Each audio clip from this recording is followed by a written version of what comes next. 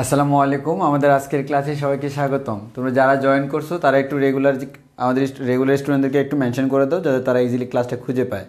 যারা জয়েন করছো আর আমাদের রেগুলার স্টুডেন্টদেরকে একটু মেসেজ করে দাও, মেনশন করে দাও, যাতে করে তারা ইজিলি ক্লাসটা খুঁজে পায়। আজকে আমরা অত্যন্ত ইম্পর্টেন্ট কিছু টপিকস নিয়ে আলোচনা করব, যদিও প্রত্যেকটা ক্লাসে আনইম্পর্টেন্ট কোনো কিছু না, প্রত্যেকটা জিনিসই জানতে হয়। তবে আজকের ক্লাসটা আমরা অন্যরকম একটা প্রশ্ন দিয়ে স্টার্ট করব, যে প্রশ্নগুলো আসলে সায়েন্স পড়তে হলে জিনিসগুলো একটু ভালোভাবেই জানতে হয়। তো আমাদের জানার মধ্যে যখন একটু ভিন্নতা থাকে, একটু ল্যাকেজ থাকে, তখন দেখা যায় অনেক কনফিউশন অ্যারাইজ হয়। তো আমার কথা হচ্ছে কনফিউশন কোনো ব্যাপার না। যেমন এই প্রশ্নটা আমাকে কয়েকদিন ধরে অনেকেই করতেছে, কাউকে আমি বুঝাইতে পারতেছিলাম না আসলে কাহিনিটা কী। মানে আমি ধরে নিছি যে নিউটনের তৃতীয় সূত্র পড়ানোর সময় তোমরা জিনিসগুলো প্রপারলি বুঝছো। হ্যাঁ বুঝছো, আসলে অ্যাপ্লিকেশনে যে ঝামেলা হয়ে গেছে, ওই কারণে যে তোমাদের এই প্রশ্নটা ক্রিয়েট হয়েছে মাথার ভিতর। তো আমি কোনো সমস্যা নাই, আমি তো সবসময় স্টুডেন্টদেরকে একটা কথাই বলি, ভাই মন খুলে যদি আমি কোয়েশ্চেন না করতে পারি তাহলে আমি তার কাছে পড়বো কেন? এই দুঃখটা আমার ইন্টারমিডিয়েট লেভেল থেকে। ভাই মন খুলে কোয়েশ্চেন করতে পারি না। সায়েন্স জিনিসটা হচ্ছে বুঝে শুনে পড়বো, মন খুলে কোয়েশ্চেন করব। আমি এই প্রশ্নটাও করব, সূর্য কেন পূর্ব দিকে উঠে পশ্চিম দিকে উদিত হয়? করব, আমি প্রশ্ন করব। যেটা সম্ভব নয় সেটা সম্ভব নয় বলতে হবে, আমাকে একটু বুঝিয়ে দিতে হবে জিনিসটা। তো আমার কথা হচ্ছে আমাদের ম্যাক্সিমাম ক্ষেত্রে যে জিনিসটা হয়, প্রশ্নের একটা লিমিটেশনস থাকে, যে ভাইয়া এটা বললে ভাই কী মনে করে, ভাই আমারে যদি জিজ্ঞেস করো ভাই একে একে দুই কেন, তার জন্য আমি কোনো দুঃখ প্রকাশ করব না। আমি হাসি খুশি মনে এটা তোমাদেরকে আনসার দিব যতটুকু পারা যায় নিজের দিক থেকে। কেন? কারণ আমাদের ম্যাক্সিমাম স্টুডেন্টের, সায়েন্সের স্টুডেন্টদের ক্ষেত্রে, ম্যাক্সিমাম সায়েন্সের স্টুডেন্টদের তোমার এই যে সায়েন্সের প্রতি ইন্টারেস্টটা কমে যাওয়ার অন্যতম কারণ হচ্ছে তাকে প্রশ্ন করার সুযোগ না দেওয়া। মানে জিনিসটা হচ্ছে এমন, কিরে ভাই আমি প্রতি সময় প্রশ্ন করবো না? অবশ্যই করবো। আর তোমার মনের ভিতর প্রশ্ন জাগ্রত হয়েছে মানে কিছু একটা আছে, তুমি চেষ্টা করতেছো, এটা তো আমি সাধুবাদ জানাই। আর আমি তো ফেরেশতা না, আমি সব পারি না, আমারও লিমিটেশনস আছে। তবে তোমাদের জন্য যতটুকু জানা দরকার আলহামদুলিল্লাহ ততটুকু জেনেই আসছি। এর বাইরে যদি কোনো প্রশ্ন করো সমস্যা নেই। আমি হয়তো দেখা গেছে লাস্ট কয়েক বছর পর্যন্ত কেউ এখন আটকাইতে পারে নাই, বাট আমি কখনো এটা মনে করি না কেউ আমাকে আটকাইতে পারবে না। অবশ্যই পারবে, আমারও লিমিটেশনস আছে, জ্ঞানের পরিধি সবার সীমিত। যখনই তোমরা একটা প্রশ্ন করলা, হইতে পারে না এমন একটা প্রশ্ন যেটার আনসার আমি ইনস্ট্যান্টলি দিতে পারতেছি না, আমি এটা তো লজ্জাবোধ করি না, সেটা আমি বের করব। ইন্টারনেটের দুনিয়ায় বের করা কোনো ব্যাপার না, বের করে তোমাদেরকে আমি এটা উপস্থাপন করব। সো এটা কোনো ব্যাপার না। তা আমরা আসি, তোমরা একটু আজকে অ্যাটেন্ডেন্স কম কেন? বাকিরা কি জানে না ক্লাস আছে?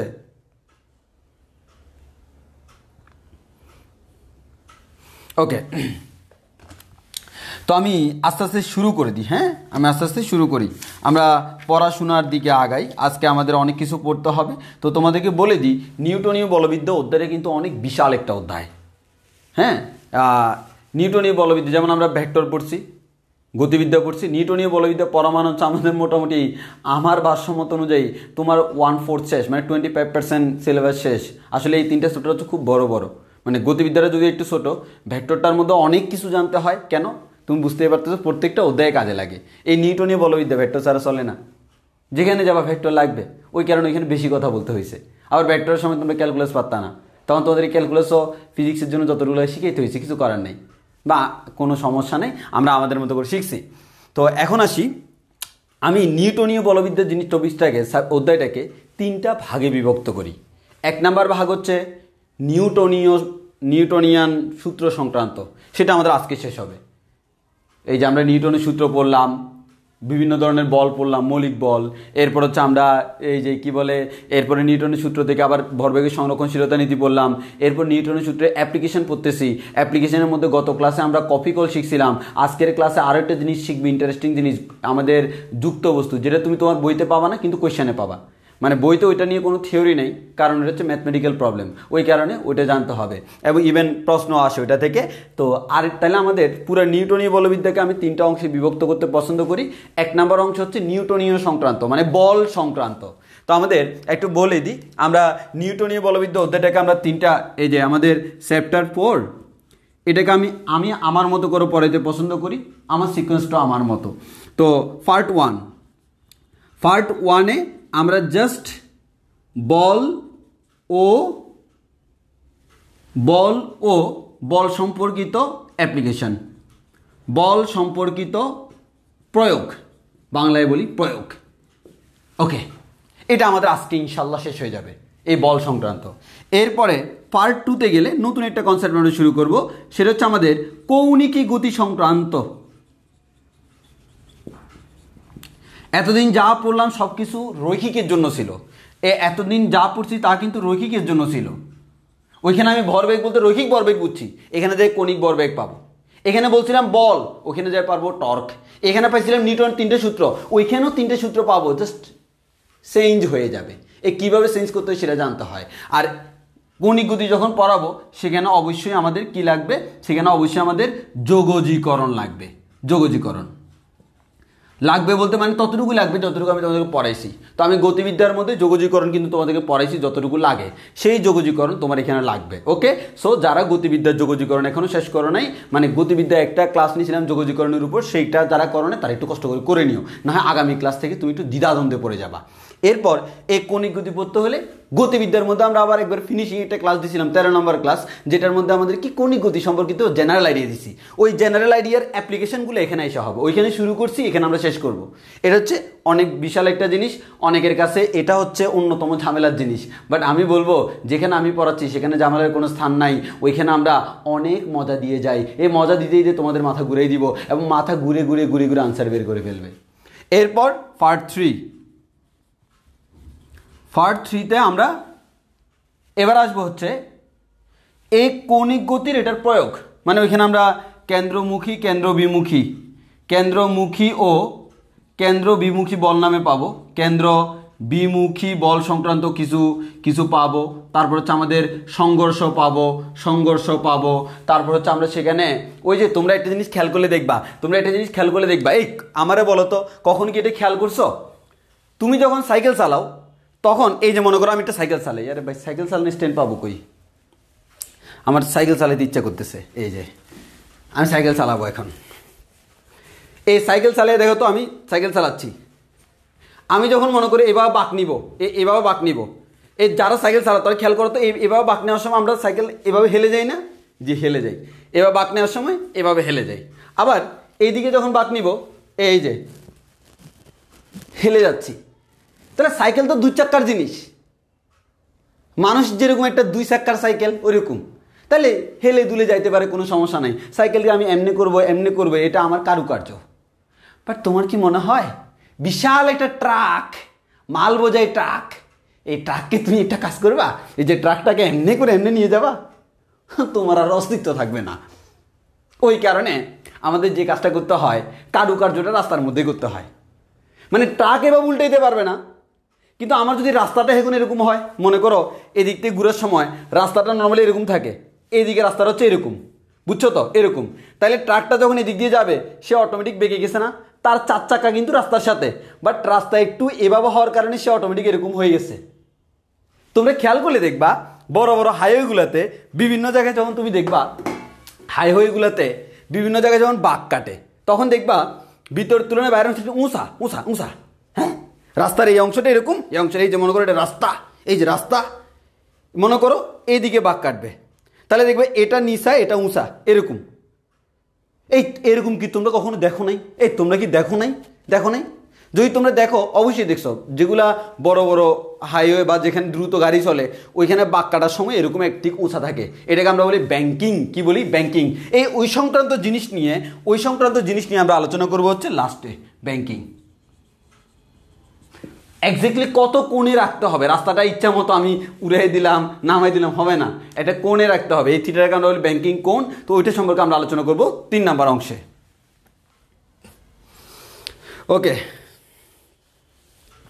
ওকে, এবার আসো তাহলে আমরা এই 3টা অংশের মধ্যে আজকে আমরা পার্ট 1 শেষ করবো, আগামী দিন পার্ট 2 শেষ করবো। তার জন্য তোমাদের কি করতে হবে? কৌণিক গতি জেনে আসতে হবে, যোগজীকরণ জেনে আসতে হবে, যেগুলো আমরা গতিবিদ্যা পড়াইছিলাম। এরপর আমরা পরের টপিক্সে যাব। ওকে, আজকে আসো আমরা আজকে আমরা দেখি, আজকেই আমরা প্রথমত আগে আমরা কোয়েশ্চেনটার আনসার দিই। বোর্ডে একটা কোয়েশ্চেন লেখা আছে, এই কোয়েশ্চেনটার আমরা আনসার দিব। তাহলে এই কোয়েশ্চেনটা একটু খেয়াল করে দেখো। কোয়েশ্চেনটা হচ্ছে ভাই নিউটনের তৃতীয় সূত্র আমরা যখন পড়ছিলাম সেখানে লেখা ছিল প্রত্যেক ক্রিয়ারই সমান ও বিপরীত প্রতিক্রিয়া আছে। এখন আমার স্টুডেন্টদের কোয়েশ্চেন, ভাইয়া আমি যদি একটা বস্তুর উপর 10 নিউটন বল প্রয়োগ করি তাহলে তো উল্টো দিকে আবার 10 নিউটন আসে, 10 10 কাটাকাটি, আনসার তো 0, তাহলে আমার বস্তুটা কেন সামনের দিকে যায়, বস্তুর উপর কেন আমরা বল হিসাব করি, তাই না? এই ধরনের প্রশ্ন যে আমাদের যদি প্রতিক্রিয়ায় সমান ও বিপরীত প্রতিক্রিয়া থাকে তাহলে বস্তুর তো নির্বল শূন্য হওয়ার কথা, আর তাহলে বস্তু কেন ত্বরণপ্রাপ্ত হয়, ত্বরণপ্রাপ্ত হয় কেন ভাই, কেন? হ্যাঁ, সেটার ব্যাখ্যা দিব আজকে, সেটার ব্যাখ্যা আমরা আজকে দিব। এবার আসো তাহলে আমরা সেটার ব্যাখ্যা দিই, একটু খেয়াল করে দেখো। সেটা হচ্ছে নিউটনের তৃতীয় সূত্র পড়ানোর সময় বারবার একটা কথা বলছিলাম, এটা হচ্ছে প্রথম বস্তু, এটা হচ্ছে 1 নাম্বার বস্তু, এটা হচ্ছে 2 নাম্বার বস্তু। এই 1 নাম্বার বস্তুকে ভালো করে খেয়াল করো, 1 নাম্বার বস্তুকে এই 2 নাম্বার বস্তু ধাক্কা দিচ্ছে, এই 2 নাম্বার বস্তু 1 নাম্বার বস্তুকে এই দিকে মনে করো F1 বলে ধাক্কা দিল, ধাক্কা দিলে তো টাচ করতে হবে, তাই না? হ্যাঁ, এটা 2 নাম্বার বস্তু। 1 নাম্বার বস্তুকে 2 নাম্বার বস্তু F1 বলে ধাক্কা দিল, তাহলে 2 নাম্বার বস্তু 1 নাম্বার বস্তু কি বসে থাকবে? সে নিজেও দিল ধাক্কা, এই যেদিকে F2 বলে ধাক্কা দিল। বিজ্ঞানী নিউটন বলে F1 এবং F2 এর মান সমান, তবে দিক বিপরীতমুখী, অর্থাৎ এটাকে আমরা যদি বলি ক্রিয়া বল, এটা হচ্ছে ক্রিয়া আর এটা হচ্ছে তার প্রতিক্রিয়া, তাহলে ক্রিয়া এবং প্রতিক্রিয়া বল পরস্পর সমান ও বিপরীতমুখী, তাহলে ভেক্টর আকারে দিলে এখানে একটা মাইনাস চিহ্ন দিতে, এগুলো আমরা পড়াইছি। ওকে, ভালো কথা। তাহলে যেখানে ওই জন্য আমরা বলছিলাম প্রকৃতিতে আমাদের ক্রিয়ারত বলগুলো সবসময় জোড়ায় জোড়ায় কাজ করে, যুগ্ম জোড়ায় জোড়ায় কাজ করে। তাহলে আমাদের এখানে আমার প্রশ্ন আসবে, ভাইয়া জোড়া জোড়া যদি কাজ করে, এখন আমার এখানে কাহিনীটা কি? বারবার একটা কথা বলছিলাম, ক্রিয়া এবং প্রতিক্রিয়া কখনো একই বস্তুর উপর কার্যরত থাকে না। ক্রিয়া এবং প্রতিক্রিয়া বল সব সময় দুইটি ভিন্ন বস্তুর উপর ক্রিয়ারত থাকে, দুইটি ভিন্ন বস্তুর উপর কাজ করে, দুইটি ভিন্ন বস্তুর উপর কাজ করে। এই লাইনটা তোমাদেরকে মুখস্থ করেছিলাম বৈশা, বারবার বলছিলাম প্রত্যেক ক্রিয়ার ওই সমান ও বিপরীত প্রতিক্রিয়া আছে, এটা আমাদের নিউটন সাহেব বলিয়াছে। এবং আমাদের এই যে ক্রিয়া এবং প্রতিক্রিয়া কখনো একটা বস্তুর উপর কার্যকর হয় না, দুইটা বস্তুর মধ্যে সম্মিলন ছাড়া এই জিনিসটা প্রয়োগ হয় না। তাহলে একটু খেয়াল করে দেখো, আমি দেওয়ালকে ধাক্কা দিলাম, আরে ভাই আমি দেওয়ালকে ধাক্কা দিলাম মানে দেওয়ালকে ধাক্কা দিছি আমি, তাহলে আমার ধাক্কাটা কার উপর? দেওয়ালের উপর। আর দেওয়াল ধাক্কা দিছে আমাকে, আমার হাতের উপর, যেহেতু হাত দিয়ে বার দিছি। তাহলে খেয়াল করে দেখো তো, এখানে ক্রিয়া বল কাজ করতেছে হচ্ছে দেওয়ালের উপর, প্রতিক্রিয়া বল কাজ করতেছে হচ্ছে হাতের উপর রে ভাই, হাতের উপর। যেমন তাহলে এবার তুমি একটু খেয়াল করে দেখো তো, তুমি যে কনসেপ্টে বিশ্বাসী সেই কনসেপ্টে একটু আমি এলোমেলো করে দিই। সেটা হচ্ছে কি ভাইয়া, তোমার মনে প্রশ্ন, ভাইয়া আপনি যদি এই বস্তুটাকে এই দিকে যদি 10 নিউটন বল প্রয়োগ করেন, 10 নিউটন বল প্রয়োগ করেন, হ্যাঁ ওকে 10 নিউটন বল প্রয়োগ করেন, করলাম 10 নিউটন বল প্রয়োগ করেন, কে করছে? আমি করছি। কে করছে? আমি করছি। আমি কেমনে করছি দেখো, কি দিয়ে করছি, একটা লাঠি দিয়ে গুঁতা দিলাম, একটা লাঠি দিয়ে, আমার কাছে ইচ্ছে হলো আমার হাতে একটা লাঠি আছে, যাইয়ে দিলাম গুঁতা। অনেকে দেয় না এরকম ভাই, দেখবে হাতে একটা লাঠি থাকলে, মানে এটা হচ্ছে জগতের নিয়ম, হাতে একটা লাঠি থাকলে তারা কখনো লাঠিটা স্থির রাখতে পারে না।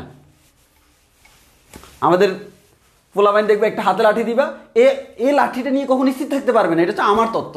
সে লাঠিটা হয় এভাবে করবে, ওইভাবে করবে, না হয় কারোর বাড়ি মারবে, না হয় লাঠিটা ঘুরাবে, মানে শান্তি নাই ভাই। ওই কারণে বাচ্চাদের হাতে লাঠি দিতে নাই, দিলে কোন সময় যে গায়ের উপর দিয়ে একটা বাড়ি দেয় সেটা ঠিক নাই। যে বাচ্চা একটু ছোট, একটু হাত নাড়ানো শিখছে, সে তার হাতেও একটা লাঠি দিলে দে এক বাড়ি। এর মানে এই লাঠি সকল সমস্যার মূল। এখন এই লাঠিটা দিয়ে আমরা দিলাম একটা ধাক্কা, তাহলে একটু খেয়াল করে দেখো, তুমি যখন লাঠির উপর ধাক্কা দিলা তাহলে কি হলো ভাই? লাঠি দিয়ে তুমি এই বস্তুটাকে 10 নিউটন বল প্রয়োগ করছো, এই বস্তুর উপর, এইটাকে আমরা বলতেছি ক্রিয়া বল। কিন্তু প্রতিক্রিয়া বলটা কার উপর কাজ করে ভাই? এই বস্তুটা প্রতিক্রিয়া স্বরূপ এই লাঠির উপর এই দিকে 10 নিউটন বল প্রয়োগ করে। এই তাহলে খেয়াল করে দেখো তো, ক্রিয়া বলটা কার উপর? ক্রিয়া বলটা হচ্ছে এই বস্তুর উপর, প্রতিক্রিয়া বল কার উপর? প্রতিক্রিয়া বল হচ্ছে লাঠির উপর। ভাই এখন কথা হচ্ছে, এই যে বস্তুটা আমি যদি বলতাম তার উপর এইদিকে 10 নিউটন বল কাজ করে, আবার এইদিকেও 10 নিউটন বল কাজ করে, তখন আমি বলতাম you are right, you are right, you are right, now you can prepare for fight. কেন? কারণ ভাই একই বস্তু, তার উপর এদিকে 10 নিউটন, এদিকে 10 নিউটন, বল যেহেতু একটা ভেক্টর রাশি, তাহলে এটার উপর লব্ধি বল summation of F equal to হচ্ছে 10 - 10 মানে হচ্ছে 0, এর মানে লব্ধি বল 0। কিন্তু ভাই এখানে প্রতিক্রিয়া বলটা কিন্তু ওই বস্তুর উপর না, ক্রিয়া এবং প্রতিক্রিয়া বল সবসময় দুইটি ভিন্ন বস্তুর উপর কাজ করে। তাহলে এই যে বস্তুটা তুমি যে বলতেছ ভাই 10 নিউটন দিলাম তাহলে 10 নিউটন পাইলাম, আরে ভাই তুমি 10 নিউটন দিছো তারে, সে 10 নিউটন রিটার্ন দিছে তোমারে। ওই কারণে কাউকে দেওয়ালে ঘুষি মারলে হাতে ব্যথা লাগে। কেন? কারণ তুমি দেওয়ালে ঘুষি মারছো, দেওয়াল ব্যথা পাইছে, দেওয়ালে তোমাকে ধাক্কা দিয়ে তুমি হাতে ব্যথা পাইছো, তাহলে জিনিসটা হচ্ছে এরকম 50-50 শেষ হয়ে গেল। কিন্তু যদি এটা একই বস্তুর উপর কাজ করতো, এমন যদি হইতো প্রতিক্রিয়া 10 নিউটন এটাও এই বস্তুর উপর, তখন আমরা বলতাম লব্ধি বল 0। কিন্তু এখন তো লব্ধি বল 0 না, কেন? ক্রিয়া বল এটার উপর, এই 10 নিউটন বলের কারণে সে আস্তে আস্তে সামনের দিকে আগাই যাবে, যদি যে আগানোর মতো পারফেক্ট হয়। কারণ আমরা তো জানি কোন একটা বস্তুর ভর যত বেশি তাকে সরানো তত কষ্টকর, জড়তার কারণে। কারণ ভর হচ্ছে কি? জড়তার কারণ। ভর হচ্ছে জড়তার কারণ। জড়তা কি দিয়ে পরিমাপ করা হয়? ভর দিয়ে। বারবার বলছিলাম, ওই কারণে জড়তার আরেকটা নাম হচ্ছে জাড ডবর, সেটা আমরা বলছিলাম। তাহলে আমাদের জড়তা হচ্ছে ভর দিয়ে পরিমাপ করা হয়। তাহলে তুমি এই যে ছোট বস্তুটা, এই বস্তুটার উপর 10 নিউটন বল প্রয়োগ করলে মনে করো এটা গতিশীল হয়, কিন্তু এই যে বড় বস্তু তার ভর অনেক বেশি, এবার এটার উপর 10 নিউটন বল প্রয়োগ করলে কিচ্ছু হয় না। এর মানে কি? এর মানে হচ্ছে তুমি যে বলটা দিচ্ছ সেটা জড়তা মানে ভর যদি বেশি হয় তাহলে আমাদের জড়তাকে যদি ব্যাকআপ দিতে পারে তখন সামনের দিকে যাবে, না হয় যাবে না। কিন্তু কখনো এটা মনে করবা না ভাই এখানে 10 নিউটন দিছি মানে 10 নিউটন পাই গেছি, তাহলে তো আমার এখানে 0, তাহলে আমার কাজ তো শেষ। না ভাইয়া, আপনি যে 10 নিউটন দিচ্ছেন তার উপর, সে কিন্তু রিটার্নটা তার নিজের উপর দেয় নাই, সে রিটার্নটা দিছে তোমার উপর। আরে ভাই তোমার একজন একটা থাপ্পড় মারলো, তো তুমি তারে থাপ্পড় মারতে গেলে তুমি তো তারই থাপ্পড় মারো। তুমি তো এই আমারে মারছে কেন, ও আমারে মারছে কেন, এমনি দিলাম, আবার যেহেতু মারছে আমি আবার নিজের একটা মেরে দিলাম, হবে না। যদি আমাদের অনেক বন্ধু মহলের, আমার এক বন্ধু আছে বুঝছো, ওর যদি কোনো কারণে এমনি করে একটা থাপ্পড় দেওয়া হয়, সাথে সাথে আমার হাতটাকে টাই না এমনি করে দিয়ে দিবে। কেন? কারণ সে বিশ্বাস করে এক মুখে যদি আমাদের থাপ্পড় দেওয়া হয় তাহলে বিয়ে হবে না, কিন্তু বিয়ে ছাড়া তো সে থাকতে পারবে না, ওই কারণে সে এটা মানতে পারবে না। ওই কারণে আমরা বলি যে থাপ্পড় আমাদের জোড়ায় জোড়ায় কাজ করে। তাকে একটা থাপ্পড় দিবা আর এটা সে অটোমেটিক নিয়ে নিবে, এটাই হচ্ছে সুবিধা। ওই কারণে তাকে যে কাজটা করা হয়, আস্তে করে একটা থাপ্পড় দেওয়া হয়, পরে যখন সে হাত টানবে একটু জোরে দিয়ে দিই, শেষ, কাজ শেষ। তাহলে আমাদের এটা হয়েছে কি, এই কে কে আমার প্রশ্ন করছিল তাদের কনসেপ্ট ক্লিয়ার কিনা। তাহলে দেখো এই 10 নিউটনের কারণে কিন্তু সে ত্বরণপ্রাপ্ত হবে, যদি গতিশীল হয় ত্বরণপ্রাপ্ত হবে, কিন্তু প্রতিক্রিয়া বলটা কিন্তু তার উপর না। যদি প্রতিক্রিয়া বল তার নিজের উপর হইতো তখন থেকে আমরা বলতে পারতাম ভাইয়া আমাদের এখানে তো ক্রিয়া এবং প্রতিক্রিয়া সমান হওয়ার কারণে এটা 0 হয়ে গেছে। ভাই এখানে প্রতিক্রিয়াটা তার নিজের উপর না। এই যে আমরা লব্ধি বল এখানে 0 নিউটন বলতেছি কেন? কারণ এই 10 নিউটনও তার উপর, এই 10 নিউটনও তার উপর। যেমন আমাদের অনেক সময় এরকম হয় না, যেমন মনে করো মাঝখানে বসে আছে সাদিয়া, দুইজনে দুই থেকে টানতেছে, ও বলে তুমি আমার, ও বলে তুমি আমার, ও বলে তুমি আমার, ও বলে তুমি আমার। কারণ না, কারণ তার উপর লব্ধি বল 0, ওই কারণে সাদিয়া কারণ না। তাহলে আমরা এভাবে বলতে পারি, জাস্ট এখানে সাদিয়া বলতে জাস্ট একটা নাম বোঝানো হয়েছে, কোনো ব্যাপার না। আমাদের যে কোনো বস্তু, যেমন আমাকে বলতেছে, মনে করো একজন বলতেছে ইমু তুমি আমার, ইমু তুমি আমার, ইমু তুমি আমার, ইমু তুমি আমার, আমি বলি আমি কারণ না, আমার উপর লব্ধি বল 0, আমার হাতটা তোমরা ছাড়ো। তাহলে এটা হচ্ছে আসল কারণ, যে যদি একই বস্তুর উপর কাজ করে, আমাকে দুইজনে দুই হাত ধরে দুইদিকে টানতেছে, তাহলে সমবলে টানলে লব্ধি বল 0। কিন্তু একজনে আমার একটা ধাক্কা দিল, এই ধাক্কার কারণে কিন্তু লব্ধি বল 0 হবে না। ধাক্কার কারণে আমি সামনের দিকে যাব, এই আমাকে ধাক্কা দেওয়ার কারণে সে কিন্তু একটা প্রতিক্রিয়া অলরেডি পাই গেছে, সেটা কিন্তু তার উপর। So you need to be clear your concept, you need to clear your basic clear করো, কনসেপ্ট ক্লিয়ার করো, এভরিথিং ওকে। বলো আমরা বুঝছি কিনা, কথাটা কাহিনী বুঝছি কিনা।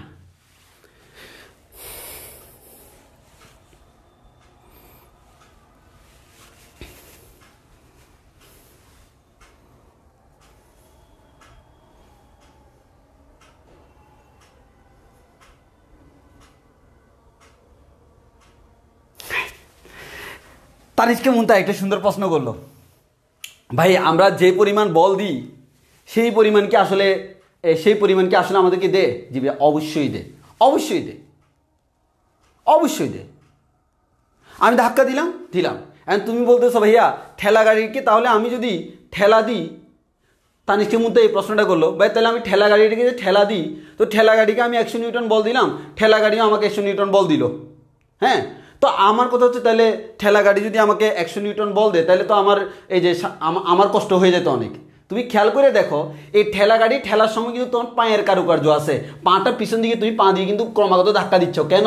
কারণ যাতে তুমি পিছনে না যাও। অনেকগুলো ফ্যাক্টর কাজ করে। যেখানে ক্রিয়া সেখানে প্রতিক্রিয়া, ক্রিয়া এবং প্রতিক্রিয়া পরস্পর সমান এবং বিপরীতমুখী এবং সমান সমান সমান। হয়তো তুমি অনুভব করতে পারতেছো না, কারণ এখানে অনেকগুলো ফ্যাক্টর কাজ করে, হিউজ ফ্যাক্টর কাজ করে, যদি আমরা সব ফ্যাক্টর কাউন্ট করি না। বাট আমাকে ইন জেনারেলি চিন্তা করতে হবে ক্রিয়া এবং প্রতিক্রিয়া পরস্পর সমান এবং বিপরীতমুখী, এটা অলওয়েজ সত্য।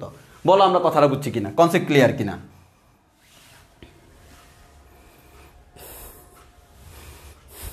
একজন প্রশ্ন করলো ভাই আপনি কার? আমি আমার আম্মা আব্বার পুত্র। এটাই হচ্ছে আসল সূত্র। ওকে ওকে, তাহলে আমরা সামনের দিকে আগে। হ্যাঁ আচ্ছা, এবার আসো, যেমন আমরা আজকে ঘোড়ার গাড়ির একটা কনসেপ্ট পড়বো, বুঝছো? সেই কনসেপ্টে গেলে তোমরা দেখবা ভাই, মনে করো এটা একটা ঘোড়া, আমরা এখন ঘোড়া আঁকতেছি না,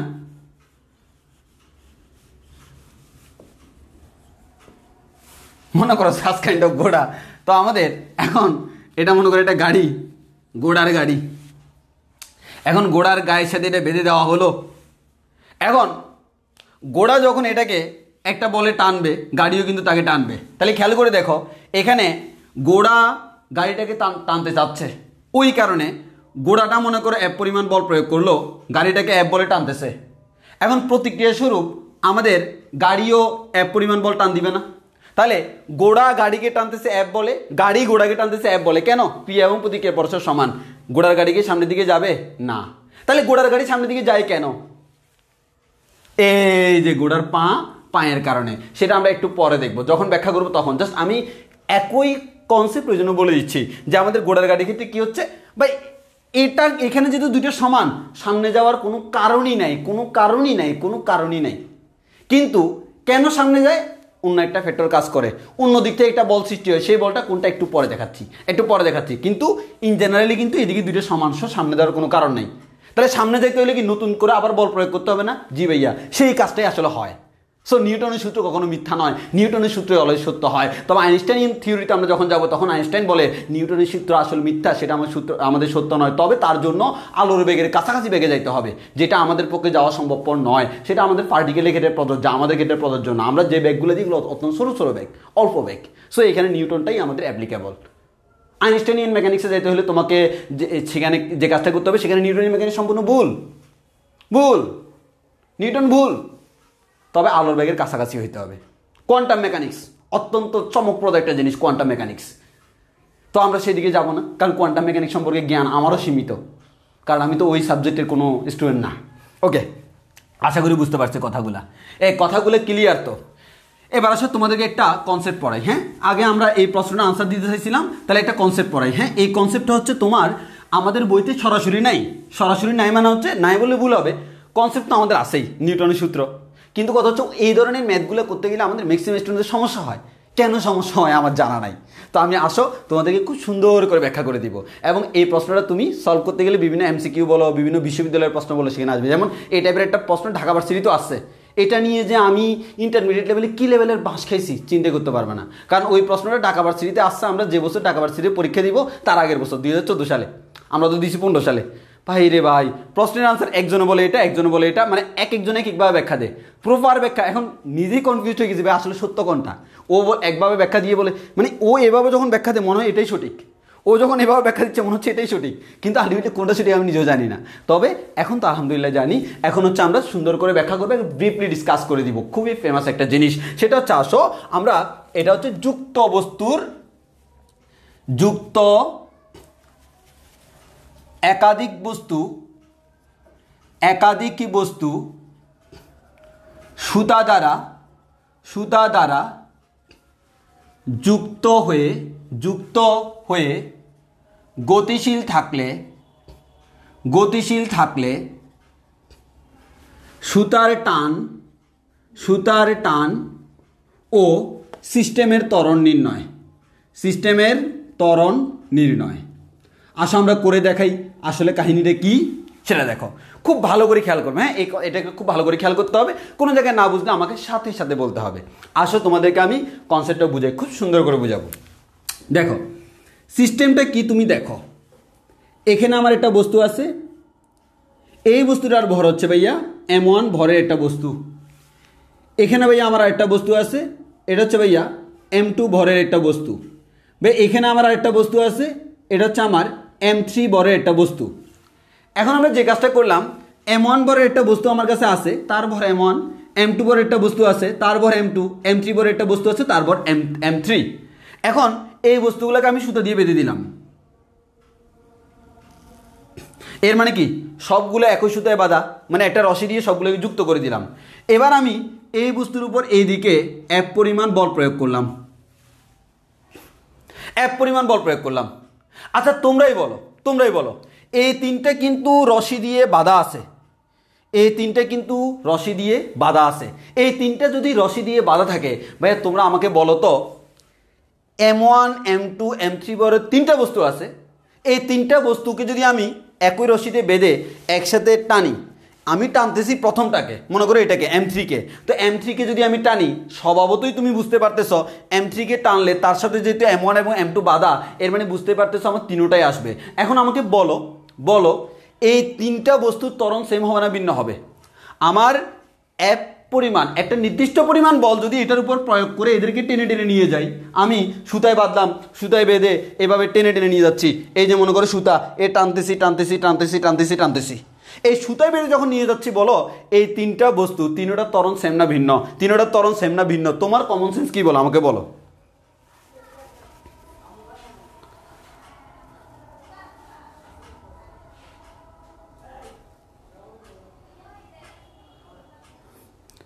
তানিষ্কে মুনতাহা সেম আসবে, হ্যাঁ সমান, বি মরিয়ম সমান, হ্যাঁ হামিদা সমান, উমেহানি মিম সেম, কোয়েশ্চেন করছে, হ্যাঁ সেম, নুরে আসাদি সমান, শারাবত হোসেন সমান, Afra Obaidul same, Souraj same, Shafayet same, Sneha same, Antar same, Isha same, Maisha same, Tanmoy same, আর বলতে পারবো না, ওকে সেম, আসলে সেম। কারণ ভাই সিম্পল জিনিসটা হচ্ছে এটাই যে আমরা এই বস্তুটাকে যখন টানবো, ওরে ভাই তুমি যদি বলো ভাইয়া প্রথম বস্তুটা 5 সেকেন্ডে 3 মিটার গেছে, তাহলে দ্বিতীয় বস্তু 5 সেকেন্ডে 3 মিটার গেছে না? তৃতীয় বস্তু 5 সেকেন্ডে 3 মিটার গেছে না? কারণ তিনজন তো একত্রে যায়। হ্যাঁ, তাহলে একটা জিনিস চিন্তা করো তো, আসলে এক পরিমাণ বল প্রয়োগ করে আমি কয়টা বস্তুকে নিয়ে যাচ্ছি, কয়টা বস্তুকে টেনে নিয়ে যাচ্ছি? তিনটা বস্তুকে। কিন্তু তুমি খেয়াল করে দেখো, আমি যদি তোমাকে জাস্ট এটা বলতাম একটা বস্তুকে টেনে নিয়ে যাচ্ছি, এখানে যদি 10 নিউটন বল প্রয়োগ করি, যে ত্বরণে যাবে নিশ্চয়ই এখানে 10 নিউটন বল প্রয়োগ করলে ত্বরণ আরও কম হবে, কারণ এখানে ভর বেশি। তাহলে আমরা এই টোটাল জিনিসটাকে, এই পুরো সিস্টেম মানে বুঝো তো, পুরো একটা জিনিসকে আমরা বলি সিস্টেম। যেমন এটা সবাই মিলে একটা নতুন একটা জিনিস তৈরি করছে, এই পুরো জিনিসটাকে আমরা বলি সিস্টেম। এই সিস্টেমের ত্বরণ, এই ত্বরণটা কত, এই ত্বরণটা হচ্ছে এর মানটা কত আমাকে বের করতে হবে। তাহলে সিম্পল হিসাবটা খেয়াল করো ভাই, কি সিম্পল হিসাব? সিম্পল হিসাবটা হচ্ছে ভাই, এটা না বলে যদি আমি এরকম বলতাম, আমার এখানে একটা বস্তু আছে m1 plus m2 plus m3 বরের, এই বস্তুটাকে আমি F বলে টেনে নিয়ে যাচ্ছি, বলো এই দুইটা কথা সেম না ভিন্ন? এই দুইটা কথা সেম না ভিন্ন? সিম্পল, আমি একটা রশি দিয়ে তিনটা বস্তুকে টানতেছি, m1 m2 m3 বরের। এখন F পরিমাণ বল প্রয়োগ করলে আমার তিনোটাকেই টানা হচ্ছে। তো এক কথায় আমি যদি বলি ভাই m1 m2 m3 বরের তিনটা বস্তু, তো এক কথায় m1 m2 m3 তিনোটা মিলে কত? m1 plus m2 plus m3। তাহলে আমি যদি এত ভরের একটা বস্তুকে F বলে টানি, কথা সেম না? কথা সেম না? জি ভাই অবশ্যই সেম। এই যে লাইনে চলে আসছে, সবাই সেম। তো আমি ভর জানি, আমি বল জানি, আমি কি ত্বরণ বের করতে পারবো না? অবশ্যই পারবো। বিজ্ঞানী নিউটন বলিয়া দিয়েছে A = F/m।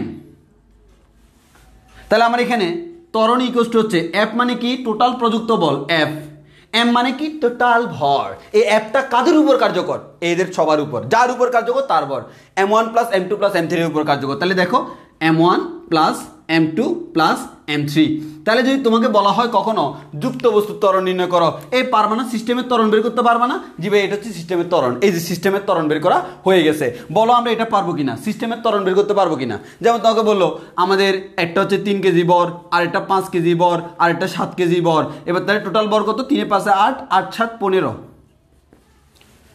হ্যাঁ 15 কেজি। তাহলে আমাদের এখানে 15 কেজি, আর মনে করে এদিকে 10 নিউটন বল প্রয়োগ করলাম। তাহলে এই ইকুয়ালটা আমরা বলতে পারি 10/15, ক্যালকুলেশন করলে যা হয় এত মিটার পার সেকেন্ড স্কয়ার। এটা হচ্ছে ত্বরণের মান, সিম্পল, ত্বরণ বের হয়ে গেছে। তাহলে আমরা যুক্ত বস্তুর ক্ষেত্রে সুতো দিয়ে বাঁধা থাকলেও একটাকে টানলে তিনটেই যায়, ওই কারণে তিনটাকে একটা বস্তু চিন্তা করলেও কনসেপ্টে ভুল নাই। ওই কারণে আমরা এইভাবে ত্বরণটা বের করে ফেলতে পারি, খুব ইজিলি ত্বরণ বের করে ফেলছি। এবার আসো, ত্বরণ তো তুমি বের করছো, এখন আর কি বের করবা? হ্যাঁ, এবার আসল কাহিনী যে জায়গায় সবাই ভুল করে, সুতার টান, সুতার টান। জি, এবার আমরা সুতার টানটা বের করব। আসো আমরা সুতার টানটা বের করা শিখেই। কিভাবে? এটা তোমাকে খুব ভালো করে শিখতে হবে, ভালো করে শিখতে হবে, ভালো করে খেয়াল করো। আচ্ছা, তোমার কি মনে হয় এই M1 বস্তুটাকে, তোমরা একটু কমেন্টে তাড়াতাড়ি রেসপন্স করবা, M1 বস্তুটাকে কে টানতেছে? M1 বস্তুটাকে কে টানতেছে আর M2 বস্তুটাকে কে টানতেছে? বলো তো, M1 বস্তুটাকে কে টানতেছে আর M2 বস্তুটাকে কে টানতেছে? M1 বস্তুটাকে কে টেনে টেনে নিয়ে যাচ্ছে, M2 বস্তুটাকে কে টেনে টেনে নিয়ে যাচ্ছে? আমাকে একটু বলো তো, M1 বস্তুটাকে কে টেনে টেনে নিয়ে যাচ্ছে আর M2 বস্তুটাকে কে টেনে টেনে নিয়ে যাচ্ছে? একটু বলো আমাকে। হ্যাঁ, তানিষ্কা মুনতাহা, সিস্টেমের ত্বরণ বলতে কি বোঝায়? সিস্টেম বলতে কি ভাই, আমি তোমাকে খুব সুন্দর করে আমি এভাবে বলি। দেখো, অনেকগুলো জিনিস একসাথে হয়ে যখন একটা নতুন জিনিস তৈরি করে, এই সবগুলো জিনিসের কম্বিনেশনকে আমরা বলি একটা সিস্টেম। M1 একটা বস্তু আলাদা, M2 একটা আলাদা বস্তু, M3 একটা আলাদা বস্তু। এই তিনটা বস্তুকে একসাথে করে আমরা একটা বল প্রয়োগ করে নতুন একটা জিনিস ডিজাইন করছি। এই নতুন একটা জিনিস ডিজাইন করা মানে হচ্ছে নতুন একটা সিস্টেম ডিজাইন করা। তাহলে আমাদের এই পুরো সিস্টেম, এরা কিন্তু এই যাওয়ার সময় সবাই কিন্তু একই ত্বরণে যায়। তাহলে এই ত্বরণটাই হচ্ছে আলটিমেটলি সিস্টেমের ত্বরণ। ওই কারণে সিস্টেমের ত্বরণ বের করছি। এর মানে হচ্ছে আলটিমেটলি M1 M2 M3 সবাই কি সিস্টেমের অংশ না? এর মানে সবাই সমত্বরণে যাবে, সেম ত্বরণে যাবে। এটা হচ্ছে পুরো একটা সিস্টেম। হ্যাঁ হ্যাঁ হ্যাঁ, সবার কথা ঠিক, সবার কথা ঠিক। তাহলে আমরা বলতে পারি এই M1 বস্তুটাকে টেনে নিচ্ছে কে? M2 বরের বস্তু। হ্যাঁ, এই M1 বস্তুটাকে টানতেছে হচ্ছে আমার M2 বরের বস্তুটা, সে ধরে নিলাম এটাকে টানতেছে হচ্ছে T1 বলে, কারণ এটাকে যদি না টানে তাহলে তো এটা যাবে না। হ্যাঁ, একইভাবে M2 বরের যে বস্তুটা, তাকে আবার টানতেছে M3। এই M3 তাকে কত বলে টানতেছে? M3 তাকে কত বলে টানতেছে? ধরে নিলাম T2 বলে। তাহলে এই যে একটু খেয়াল করে দেখো, M1 কত বলে টানতেছে, M2 কত বলে টানতেছে, এই টান বল দুইটা বের করতে বলছে তোমাকে। T1 equals to what, T2 equals to what, এটাই তোমাকে বের করতে বলছে, এটাই তোমাকে বের করতে বলছে। তাহলে আসো আমরা বের করা শিখি। তাহলে সিম্পল হিসাব হচ্ছে ভাইয়া কি করব? T1 বের করব, T2 বের করব, T1 বের করব, T2 বের করব। যে ভাইয়া এই M1 বস্তুর উপর সুতার টান কত? এই যে দেখো, সুতা মানে এক কথায় M1 বস্তুটাকে সুতা কত বলে টানতেছে? T1 বলে। M2 বস্তুটাকে সুতা কত বলে টানতেছে? T2 বলে। M1 বস্তুর উপর সুতার টান কত? T1। M2 বস্তুর উপর সুতার টান কত? T2। এগুলো হচ্ছে আমার কোয়েশ্চেন। নেক্সট আমরা ক্যালকুলেশন করব। এবার আসো একটু ভালো করে খেয়াল করে দেখো, আমার M1 বস্তুটা এদিকে যাচ্ছে এ ত্বরণে, M2 বস্তুটা এদিকে যাচ্ছে এ ত্বরণে, M3 বস্তুটা এদিকে যাচ্ছে এ ত্বরণে। সেই ত্বরণ আমি বের করে ফেলছি, কারণ পুরো সিস্টেমের ত্বরণ সেম। এখন আমি বলতে পারি না ভাইয়া এই জিনিসটার মানে হচ্ছে M1 বরের একটা বস্তু, তাকে আমরা এদিকে T1 পরিমাণ বল প্রয়োগ করতেছি এবং সে এদিকে এই পরিমাণ ত্বরণে যাচ্ছে। এই জিনিসটাকে সংক্ষেপে এভাবে বলা যায় না? M1 বরের বস্তুকে T1 বলে টেনে এই ত্বরণে নিয়ে যাচ্ছি, কথাটা কি বলা যায় না? এই বলা যায় না, এই বলা যায় না, যায় না, যায় না, যায় না, অবশ্যই যায়। তাহলে আমরা এখান থেকে বলতে পারি নিউটনের দ্বিতীয় সূত্র F ইকুয়ালস টু ma। তাহলে আমরা বলতে পারি T1 ইকুয়ালস টু হচ্ছে m, m মানে হচ্ছে ভর। কার ভর? যাকে টানতেছি তার ভর, M1। এ মানে হচ্ছে ত্বরণ, এ তাহলে আমরা এখান থেকে খুব সিম্পল, এই তো এখান থেকে বের করছি, এর মানে এখানে বসে দিলে আনসার বের হয়ে যাবে। তাহলে তুমি M1কে এ দ্বারা গুণ করলে আনসার পেয়ে গেছো। তাহলে পরীক্ষাতে আমি তো এভাবে দেখাচ্ছি, M1 M2 M3 এর মান তুমি বসাও, বসালে আনসার পেয়ে যাবা। আমি একটা এক্সাম্পল দেখাবো তোমাদেরকে, কোনো সমস্যা নাই। তাহলে আমরা এখান থেকে পেয়ে যাচ্ছি হচ্ছে ভাইয়া M1 ইন্টু অ্যাক্সিলারেশনের মান হচ্ছে F divided by M1 plus M2 plus M3। এখন তোমার F M1 M2 M3 সব দেওয়া থাকবে, ক্যালকুলেশন করলে তুমি T1 পেয়ে যাবে। এর মানে এই M1 বরের বস্তুর উপর সুতার টান হচ্ছে এত। আমরা বুঝছি না কথাটা, কেন অনেকে কি বুঝে না আমরা জানি না, আমরা কি বুঝছি না, বুঝছি কিনা, আমরা বুঝছি কিনা বিবি মরিয়ম সবগুলো তো অ্যাপ বলে টানতেছে। এই যে তুমি ধরা খাইছ, সবগুলো অ্যাপ বলে টানতেছে না রে বাবা, আমার অ্যাপ বলে আমি এটাকে টানতেছি। এই অ্যাপটা কিন্তু পুরো সিস্টেমটাকে টেনে নিয়ে যাচ্ছে, জিনিসটা ভালো করে খেয়াল করো। আসল কাহিনী এই জায়গায়, এই অ্যাপ বলটা এটার উপর যদি অ্যাপ বল প্রয়োগ করি, এই বলে সে তিনোটাকে টানতেছে। এর মানে অ্যাপ বলটা তিনোটার উপর কার্যকর। আবার আমি যদি সেকেন্ড বস্তুটাকে টানি, এখানে কিন্তু আসবে এই দুইটা বস্তু, তখন কিন্তু প্রথম বস্তুর উপর কোনো কাহিনী নেই। তাহলে আমি এটাকে কত বলে অ্যাকচুয়ালি টানতেছি, T2 বলে, এটাকে অ্যাকচুয়ালি কত বলে টানতেছি, T1 বলে। এর মানে সবাইকে আমরা ভিন্ন ভিন্ন বলে টানতেছি, কিন্তু টোটাল বল একটা, অ্যাপ বল। এই অ্যাপ বলটা তিনটার মধ্যে ডিস্ট্রিবিউট হচ্ছে না। কীভাবে ডিস্ট্রিবিউট হচ্ছে সেটা আমরা একটু পরে দেখাতে পারবো। বাট এখন তুমি সিম্পল চিন্তা করো না, মনে করো এটা 10 নিউটন, এটা আসলো 3 নিউটন। তো তুমি 3 নিউটনের জায়গায় যদি এটাকে 10 নিউটন বলে টানো, তাহলে তো দেখা যাবে কি ভাই, আমার এদের আগে এ দৌড় দিবে।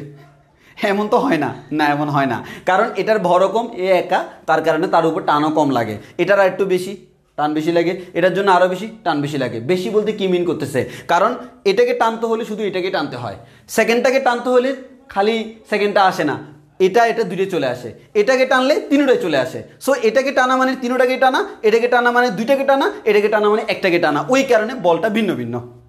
প্রথমটার উপর অ্যাপ, এটার উপর T1, এটার উপর T2, সুতা দিয়ে যে টানটা প্রয়োগ করতেছি। বিবি মরিয়মের কনসেপ্ট ক্লিয়ার কিনা?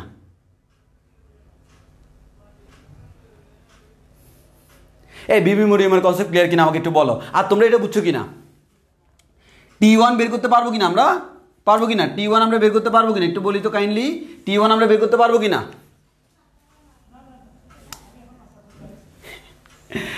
বিবি মরিয়ম, ত্বরণ ভিন্ন হওয়ার কথা না।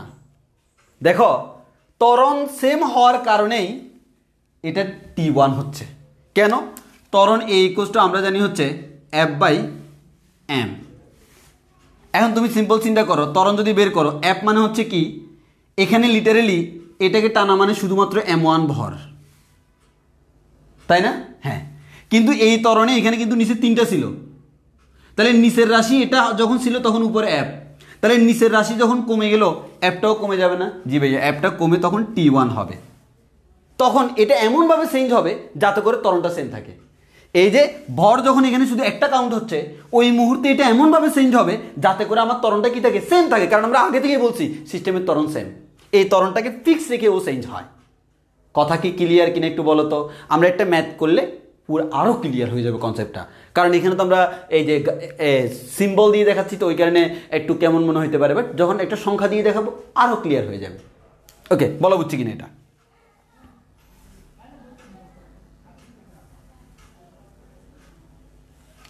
মোহাম্মদ আজমান চৌধুরী T1টা আবার বুঝে দিন। জি ভাই, বুঝে দিচ্ছি ভাই।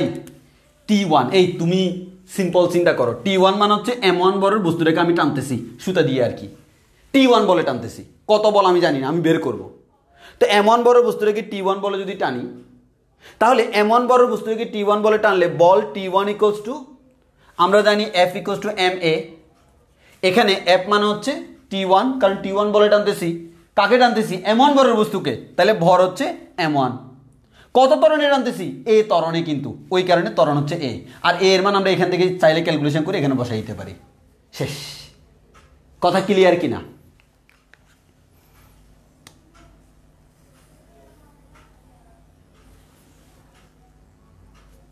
ওকে ওকে। এই একজনে বলতে T1 আর T2 সেম কিনা, ভুলেও সেম হবে না, আমরা এখনই বের করে দেখাচ্ছি। ওকে, এবার আসো তুমি সেকেন্ডটা। T1 বের করা শেষ, এবার T2 যদি বের করতে যাও, T2 হচ্ছে সেকেন্ডটা। আচ্ছা, তুমি চিন্তা করো, এটা হচ্ছে M2 বরের বস্তু, তাকে আমি T2 বলে টানতেছি। আচ্ছা তুমি বলো, এই অবস্থায় তুমি শুধু 2 নম্বর বস্তুকে টেনে নিতে পারবা, নাকি 2 নম্বর বস্তুকে টানলে অটোমেটিক 1 নম্বর বস্তু টানা হয়ে যাবে? আমাকে একটু কমেন্টে বলো তো। তুমি কি চাইলে, যেমন এখানে তুমি চাইলে শুধুমাত্র এই সুতো দিয়ে শুধু 1 নম্বর বস্তুকে টানতেছো, এটা কিন্তু যুক্ত, কিন্তু তুমি এই দিকে টান দিলে এটা কি শুধু 2 নম্বরকে টানা হয়, নাকি 1 এবং 2 দুইটাকে টানা হয়? কথাটা বলো। আমি সুতার এখানে টান দিলে শুধু প্রথমটা টানা হয়, ওই কারণে প্রথমটা হিসাব করছি। এখন সেকেন্ডটাতে টান দিলে, এই সুতে টান দিলে খালি প্রথমটা আসে, নাকি দুইটাই আসে? দুইটাই আসে না? এই দুইটাই আসে না?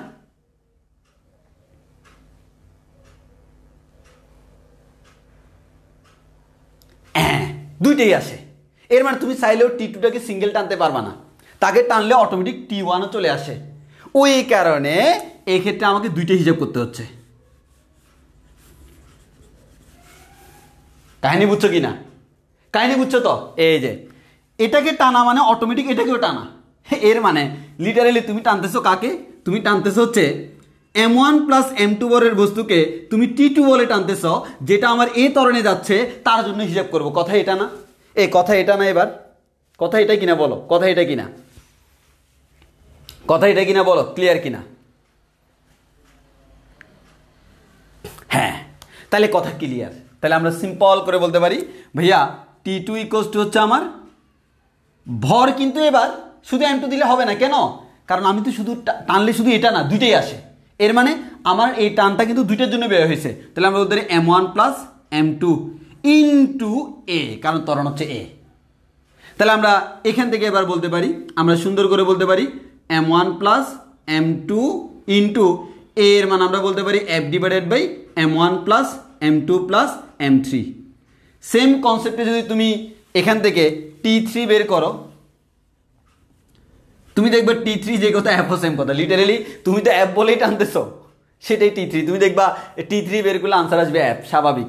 কারণ এখানে হবে আমার, তখন এরকম হবে M1 plus M2 plus M3 into অ্যাপ বাই এত, এটা কাটাকাটি যাবে, আনসার হবে অ্যাপ। তো সেটা জীবনে আসবেও না, কারণ সেটা তো দেখে বলা যাচ্ছে, দেখে বোঝা যাচ্ছে এটা হচ্ছে এত বলে টানতেছে। সেটা আমার ম্যাথ করে বের করার কোনো দরকার নাই। তাহলে আমরা এতটুকু বুঝছি কিনা বলো?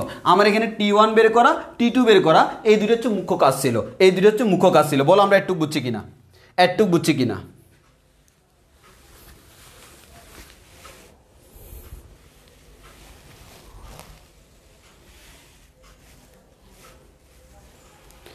একটু বুঝছি কিনা বলো, একটু বুঝছি কিনা বলো? তুমি চাইলে এভাবে T3 বের করতে পারো। তুমি আচ্ছা যাও, আমি বের করে দিচ্ছি, আমি বের করে দিচ্ছি। কিভাবে ভাইয়া? আমি T3 বের করতেছি। T3 বের করলে তুমি যদি M3কে টানো, কয়টা আসবে? 3টা। তাহলে 3টা আসলে M1 plus M2 plus M3 into A. তাহলে আমরা এখান থেকে বলতে পারি M1 plus M2 plus M3, এ মানে হচ্ছে F divided by M1 plus M2 plus M3, কাটাকাটি, আনসার হচ্ছে অ্যাপ। এর মানে T3 যে কথা অ্যাপও সেম কথা, এটা বের করা কখনো লাগে না, দেখে বলে দেওয়া যায়। এখানে যখন বললো 10 নিউটন, এর মানে হচ্ছে এটার উপর 10 নিউটনের প্রয়োগ হচ্ছে, 100 নিউটনের প্রয়োগ হচ্ছে। তো এটা নিয়ে তোমার কোনো টেনশন করার কোনো দরকার নাই। বল আমরা এটা বুঝছি কিনা, একটু বুঝছি কিনা, একটু বুঝছি কিনা বলো? T3 বের করার কোনো কারণ নাই ভাইয়া, আমরা যত বলে টানতেছি, আমাকে তো বলেই দিছে এত বলে তুমি সিস্টেমটাকে টানতেছ। তো সিস্টেমটাকে যত বলে টানতেছ, সেটা তো আমার এটার উপরই প্রযুক্ত হচ্ছে। সো এটা তো আলাদা করে বের করার কোনো কারণ নাই।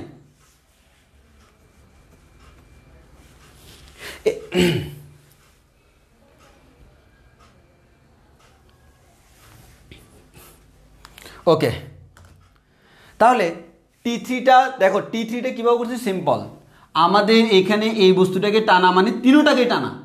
তাহলে এটাকে টানার জন্য, তিনটাকে টানার জন্য শক্তি ব্যয় হবে। তাহলে আমার এখানে তিনটাকে টানা মানে ভর হচ্ছে M1 plus M2 plus M3, ওই কারণে ভর হচ্ছে M1 plus M2 plus M3, আর ত্বরণ তো এ।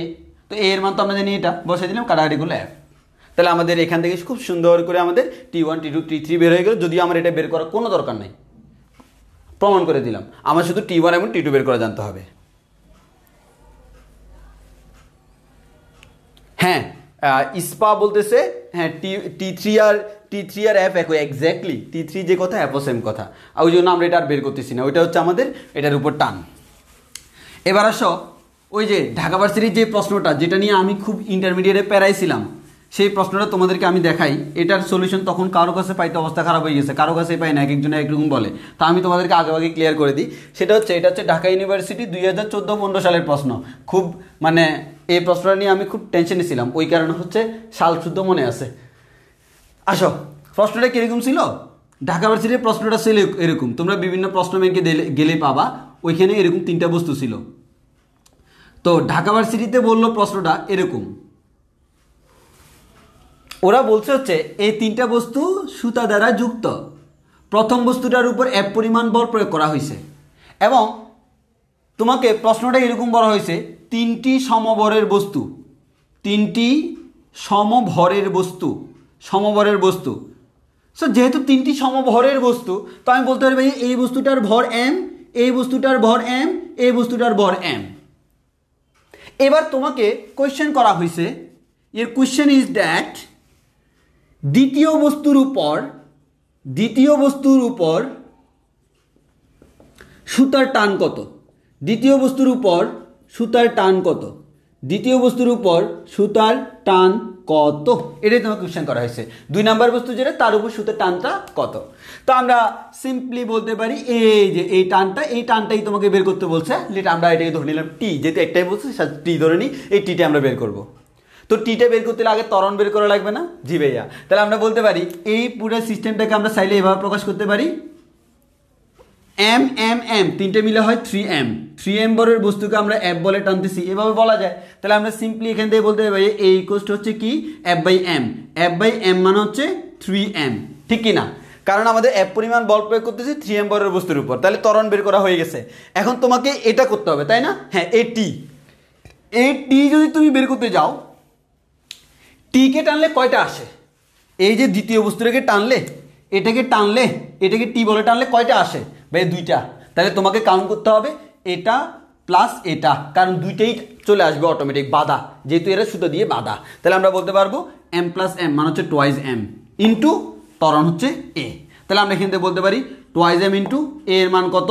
f divided by 3m, m কাটাকাটি, আনসার হচ্ছে 2f/3। এটা অপশনে আছে অ্যান্ড এটাই আমার আনসার। এটা অপশানে আছে এবং এটা আমার আনসার।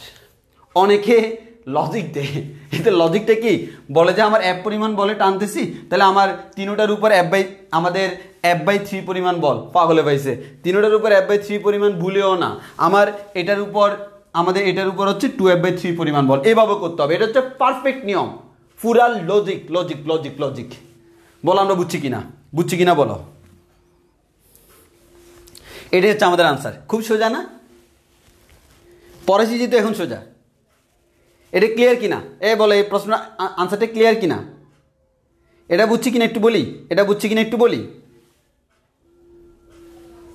এটা কি আমরা সবাই বুঝছি? ঢাকা ইউনিভার্সিটি 14-15 সালে আসছিল এই প্রশ্নটা। এই যে আমি যখন ইন্টারে ছিলাম কত কঠিন ছিল এটা, এখন নাকি অনেক সোজা হয়ে গেছে না? আসলে তোমরা ট্যালেন্ট, আমরা তো তোমার ট্যালেন্ট ছিলাম না, ওইখানে অনেক কঠিন মনে হইতো। আচ্ছা, এবার আসো আরেকটু নাড়াচাড়া করি আগের কোয়েশ্চেনটা নিয়ে। হ্যাঁ, আগের কোয়েশ্চেনটা নিয়ে আরেকটু নাড়াচাড়া করি। সেই নাড়াচাড়াটা কি ভাই? এখন একটু ভালো করে খেয়াল করে দেখেন, এই যে ভাইয়া আমার প্রথম বস্তু, এই ভাইয়া আমার সেকেন্ড বস্তু, এই ভাইয়া আমার থার্ড বস্তু, ভর m1, ভর m2, ভর m3, 3টা ভাইয়া আমার সুতা দিয়ে বাঁধা। ভাই আমি F পরিমাণ বল প্রয়োগ করলাম, ভাই আমি এই সুতার উপর যে পরিমাণ টান বল প্রয়োগ করলাম সেটা হচ্ছে আমার T1। ভাই আমি এই সুতার উপর যে পরিমাণ টান বল প্রয়োগ করলাম সেটা হচ্ছে T2, আর এই সুতার উপর যে পরিমাণ টান বল প্রয়োগ করলাম সেটা হচ্ছে F। তাহলে এই বস্তুর উপর টান বল T1, এই বস্তুর উপর টান বল T2, এই বস্তুর উপর টান বল F। আর এইদিকে আমরা বলতে পারি ত্বরণ A ইকুয়াল টু হচ্ছে F divided by m1 plus m2 plus m3। Okay, এবার আসো একটু ভালো করে খেয়াল করো। আচ্ছা, প্রথম এই যে এই T1 মানে কি? m2 বরের বস্তু m1 বরের বস্তুকে T1 বলে টানতেছে, কারণ সুতাটা কিন্তু m2 বরের বস্তুর উপর বাঁধা। তাহলে m2 বরের বস্তুটা যদি m1 বরের বস্তুকে T1 বলে টানে, সে কি বসে থাকবে? অবশ্যই না, সেও এই বস্তুর উপর এই দিকে অপোজিট দিকে T1 পরিমাণ বল প্রয়োগ করবে, ঠিক কিনা? কারণ প্রত্যেক ক্রিয়ার সমান ও বিপরীত প্রতিক্রিয়া আছে, এবং ক্রিয়া এবং প্রতিক্রিয়া দুইটা ভিন্ন বস্তুর উপর কাজ করে। এই যে m2 বরের বস্তু m1 বরের বস্তুর উপর T1 পরিমাণ বল প্রয়োগ করলো, তার রিটার্নে m1 বরের বস্তু m2 বরের বস্তুর উপর T1 পরিমাণ বল প্রয়োগ করলো। কথা ঠিক না? ঠিক একইভাবে এই m2 বরের বস্তুর উপর m3 বরের বস্তু t2 পরিমাণ বল প্রয়োগ করলো, তো m2 কি বসে থাকবে? সেও m3 বস্তুর উপর বিপরীত দিকে t2 পরিমাণ বল প্রয়োগ করলো। তাহলে তুমি একটু খেয়াল করে দেখো তো, অ্যানালাইসিস করে দেখো তো ভাইয়া, 1 নাম্বার বস্তুটা দেখতে এমন, তার উপর শুধুমাত্র একটা বল কাজ করে t1, ভর হচ্ছে m1, ঠিক না? ঠিক। তাহলে আমরা এখান থেকে বলতে পারি এটা হচ্ছে আমাদের, এখন আমরা যেটা করছি যেটা হচ্ছে কার্যকর বল, মানে কতটুকু বল কার্যকর, t1। তাহলে আমরা এখান থেকে বলতে পারি সিম্পল ভাইয়া, t1 ইকুয়ালস টু হচ্ছে আমাদের m1a, মানে আমরা আগের জিনিসটা একটু অন্যভাবে ব্যাখ্যা করতেছি। এবার আসলে 2 নম্বর বস্তু। 2 নম্বর বস্তুর ক্ষেত্রে কি হয়? 2 নম্বর বস্তুর ক্ষেত্রে এইদিকে কাজ করে t1, এইদিকে কাজ করে হচ্ছে t2। এই দুইটার মধ্যে বড় কে? অবশ্যই t2 বড়। t2 যদি বড় না হইতো তাহলে তো বস্তু এইদিকে যাইতো না। হ্যাঁ, তাহলে আমরা এখান থেকে বলতে পারি লব্ধি বল হচ্ছে t2 minus t1 equals to, simple আমি শুধু এই বস্তুটা অ্যানালাইসিস করতেছি। তাহলে আমরা এখান থেকে বলতে পারি হচ্ছে আমাদের ভাইয়া, এটার ভর হচ্ছে আমাদের m2 ইন্টু a, মানে হচ্ছে তার ত্বরণ। এবার আমি যদি, এটা কিন্তু কার্যকর, এটা কি কার্যকর, এটা হচ্ছে কার্যকরটা। এবার আমি যদি থার্ডটা চিন্তা করি ভাইয়া, তার উপর এইদিকে আমার t2 পরিমাণ বল প্রযুক্ত হলো, আর এইদিকে আমার f পরিমাণ বল প্রযুক্ত হলো, তাহলে fটা বড়, তাহলে আমরা বলতে পারি f minus t2 equals to হচ্ছে m3 ইন্টু a। তাহলে এই জিনিসটা, এটা হচ্ছে কার্যকর কার উপর? অনলি 2 নম্বর বস্তুর উপর। তাহলে 2 নং এর উপর কার্যকর বা লব্ধি বল, 2 নং এর উপর কার্যকর বা লব্ধি বল। এটা মানে কি? এটা মানে হচ্ছে 3 নং এর উপর কার্যকর বা লব্ধি বল। খেয়াল করে দেখো, অনেকে এখন কনফিউজ হয়ে যাবে। খেয়াল করো, আগের বার যেটা বের করছিলাম সেটা হচ্ছে অনলি টান বের করছি। এই টানটা কিন্তু আমাদের প্রথম বস্তুর উপর সুতার টান, এটাকে টানা মানে শুধু এটাকে টানা, দ্বিতীয় বস্তুর উপর সুতার টান, এটাকে টানা মানে দুইটাকে টানা, আর তৃতীয় বস্তুর উপর সুতার টান, এটাকে টানা মানে তিনটাকে টানা। এখন আমি চাচ্ছি সিঙ্গেল একটা বস্তুর উপর কি পরিমাণ বল প্রযুক্ত হলো। ভাই এই বস্তুর উপর যে পরিমাণ বল প্রযুক্ত হলো সেটা হচ্ছে t1 ইকুয়ালস টু m1a, এভাবে বের করা যায়। এই m2 বরের এক্স্যাক্টলি শুধু m2 বরের উপর যে লব্ধি বল, ওই লব্ধি বল বা কার্যকর বল সেটা হচ্ছে m2a। একইভাবে এটার উপর কার্যকর বলটা হচ্ছে m3a। এবার তুমি এই 3টা কার্যকর বলকে যোগ করো, এটা তিনটাকে যোগ করলে তুমি পাবো হচ্ছে f। আমরা এটা ম্যাথ করে দেখাই, তাহলে পুরো কনসেপ্টটা আরও ক্লিয়ার হয়ে যাবে। মানে এটা দ্বারা আসলে কি মিন করে সেটা আমরা ম্যাথ করলে বুঝতে পারবো। মানে ডেটা দিয়ে যদি একটা ম্যাথ করি তাহলে আমার কনসেপ্টটা আরও ক্লিয়ার হবে। আগে বলো জিনিসটা বুঝছে কিনা, ক্রিয়া এবং প্রতিক্রিয়া কনসেপ্টটা ক্লিয়ার হয়েছে কিনা, আগে এটা বলো যে জিনিসটা বুঝছে কিনা।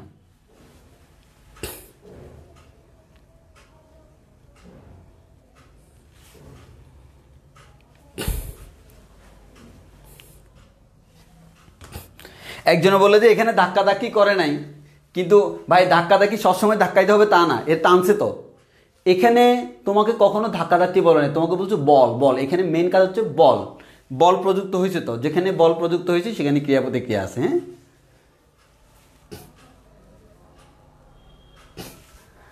আচ্ছা, আগে যে বের করছিলাম সেটা ছিল টান বল, এটা হচ্ছে কার্যকর বল। যেমন তোমাকে আমি একটা জিনিস দেখাই, তোমরা একটা ম্যাজিক দেখো। ম্যাজিকটা হচ্ছে কি, তুমি এখান থেকে দেখো তো t2টা বের করা যায় কিনা। জি ভাইয়া যায়। t2 ইকুয়ালস টু আমরা কি বলতে পারি ভাইয়া, t1টা ডানে গেলে t1 প্লাস m2a বলা যায় না? t2টার মধ্যে t1টাকে ডানে নিলে বলা যায় না? যায়। t1 এর মান কত? m1a plus m2a। খেয়াল করে দেখো তো m1 প্লাস m2a কিনা। এটাই আমরা কি একটু আগে বের করছিলাম না?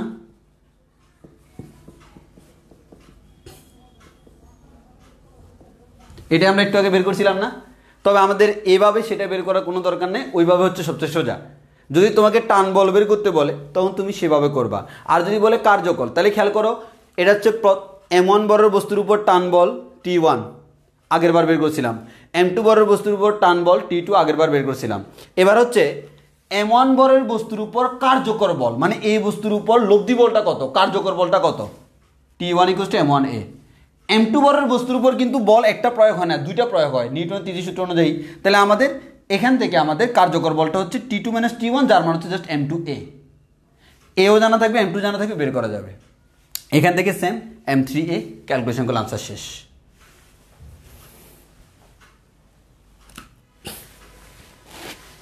এবার আশা করি কথা ক্লিয়ার। যদি ক্লিয়ার হয় আমি ছোট্ট একটা ম্যাথ করে তোমাদেরকে দেখাই, মানে আমি আন্দাজে কিছু মান ধরে তোমাদেরকে ক্যালকুলেশন করে দেখাই, তাইলে জিনিসটা তোমরা আরও ভালোভাবে বুঝবা। আন্দাজে কিছু মান ধরি আমি, জি এই যে দেখেন ভাই, আমরা আন্দাজে কিছু মান ধরি। মনে করেন ভাইয়া এটা একটা বস্তু, এটা একটা বস্তু, এটা একটা বস্তু। এই বস্তুর ভর হচ্ছে ভাইয়া 3 কেজি, এটার ভর হচ্ছে ধরে নিলাম 4 কেজি, এটার ভর ধরে নিলাম 6 কেজি। ওকে ওকে, আমি আমার মতো করে ধরে নিলাম। তো এইদিকে আমরা 3টা বস্তুকে যুক্ত করে রাখলাম, তাহলে আমাদের কত হয়, 3 3 আমাদের 6 4 10 13, হ্যাঁ 13 হয় না? আমরা একটু রাউন্ড ফিগার করে দিই না, রাউন্ড ফিগার করে দিলে সবচেয়ে বেটার হয়। তাহলে রাউন্ড ফিগার করে দিলে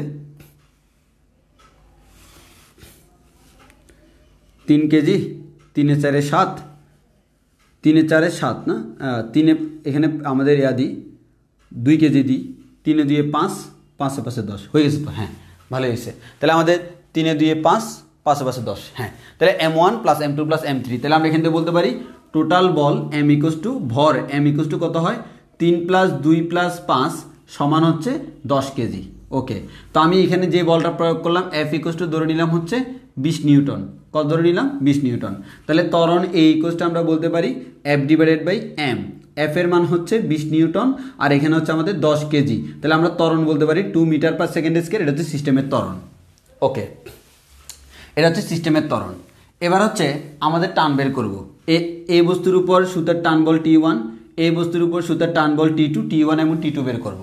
তাহলে আমরা এখান থেকে বলতে পারি T1 = হচ্ছে আমাদের কত, প্রথমটাকে টানা, এটাকে টানা মানে এটাকেই টানা। তাহলে আমরা এটার ভর কত, 3 কেজি। তাহলে 3 × ত্বরণ, ত্বরণের মান কত, ত্বরণের মান হচ্ছে 2, 3 × 2। তাহলে আমাদের এখান থেকে বলতে পারি 3 × 2 = 6 নিউটন। এর মানে টান বল T1 এর মান হচ্ছে 6 নিউটন। এবার আসি ভাই আমাদের T2 সমান, এটাকে টানা মানে কয়টাকে টানা, দুইটাকে টানা। কাকে কাকে? 3 এবং 2কে। তাহলে 3 এ 2 কত, 5। তাহলে 5 × 2 সমান হচ্ছে 5 × 2 = 10 নিউটন।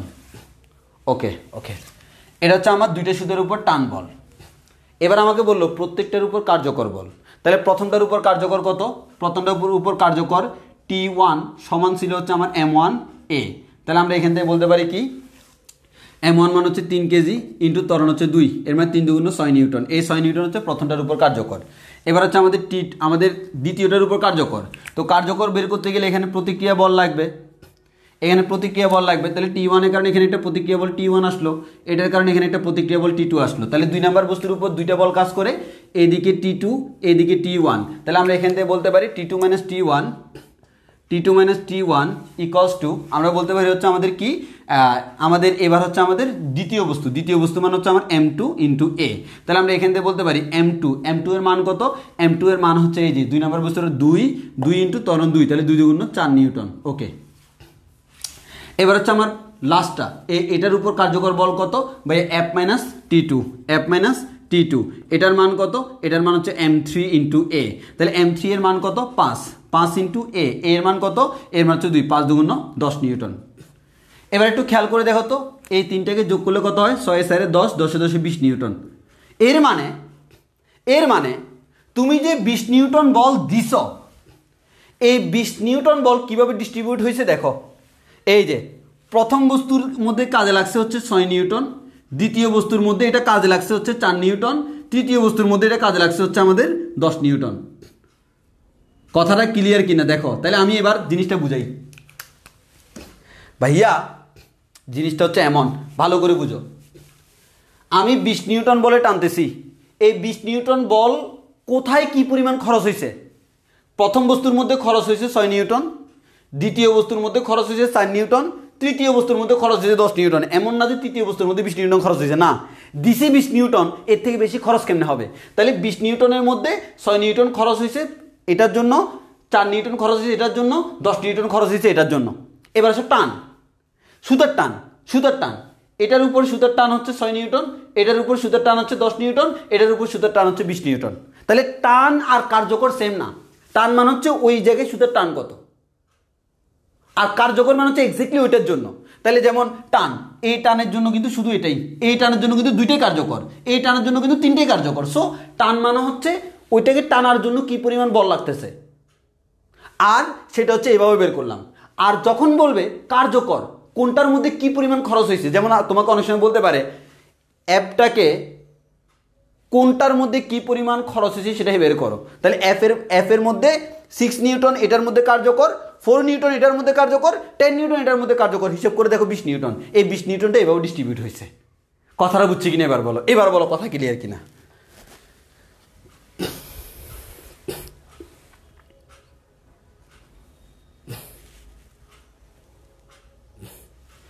শুনো জিনিসটা এই, তোমরা এক জায়গায় ভুল করতেছ। তুমি টান বল এবং কার্যকরকে এই জায়গায় আনবা না, দুইটাকে ভিন্ন জায়গায় রাখবা। টান বল মানে হচ্ছে এই বস্তুটাকে যখন সুতে টানতেছে কত বলে টানতেছে, এই বস্তুটাকে সুতে T1 বলে টানতেছে, এই বস্তুটাকে সুতে T2 বলে টানতেছে, এই বস্তুটাকে সুতে আমাদের T3 বা F বলে টানতেছে। এটা হচ্ছে টান বল। এবার তুমি যে 20 নিউটন বল দিলা, এই বলটা কার উপর কতটুকু প্রয়োগ হয়েছে? এই 20 নিউটন বলের 6 নিউটন প্রয়োগ হয়েছে এটার উপর, 4 নিউটন প্রয়োগ হয়েছে এটার উপর, 10 নিউটন প্রয়োগ হয়েছে এটার উপর। কারণ এই বস্তুর উপর বল একটাই প্রয়োগ হয়, সেটা হচ্ছে টান বল T1। এই বস্তুর উপর বল প্রয়োগ হয় দুইটা, একটা হচ্ছে টান বল T2 আর একটা হচ্ছে প্রতিক্রিয়া বল T1। সো তোমাকে দুইটাই হিসাব করতে হবে, কার্যকর কিন্তু লব্ধিটা। এরপর হচ্ছে এটার উপর F পরিমাণ বল এদিকে কার্যকর হয়, T2 পরিমাণ বল এদিকে কার্যকর হয়, এখান থেকে লব্ধি বলটা হিসাব করতে হয়। এটা হচ্ছে কার্যকর, মানে হচ্ছে কি পরিমাণ সে কাজে লাগাইছে। 20 নিউটনের মধ্যে কে কতটুকু খরচ করছে। আমার কাছে 20 টাকা আছে, এই 20 টাকা আমি কাকে কাকে কত টাকা দিলাম, একজনকে 6 টাকা দিলাম, আরেকজনকে 4 টাকা, আরেকজনকে 10 টাকা দিলাম, এটাই, আর কিছু না। এবার বলো বুঝছো কিনা।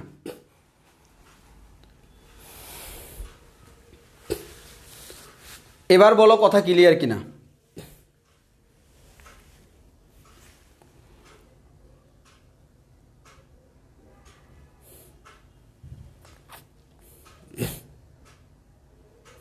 এ ক্লাস রাখা হবে, টেনশন করি না, ক্লাস রাখা হবে, মনোযোগ দিয়ে ক্লাস করো, ক্লাস রাখা হবে, টেনশন নেই।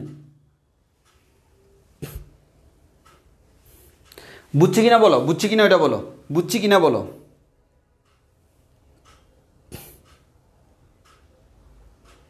ওকে, এখন যে জিনিসটা পড়াইছি না, এটা অনেকে ইন্টারমিডিয়েট পরীক্ষা দেওয়ার পরও পারে না। কষ্ট করে একটু বাসে প্র্যাকটিস করবে, এটা না প্র্যাকটিস করলে এটা পারবে না। কিন্তু তোমার কাছে এখন মনে হচ্ছে খুব সোজা, বাট একটু প্র্যাকটিস করলে তখন আসলেই সোজা, আসলেই সোজা, কিন্তু আমাদের ঝামেলা হয়ে যায়।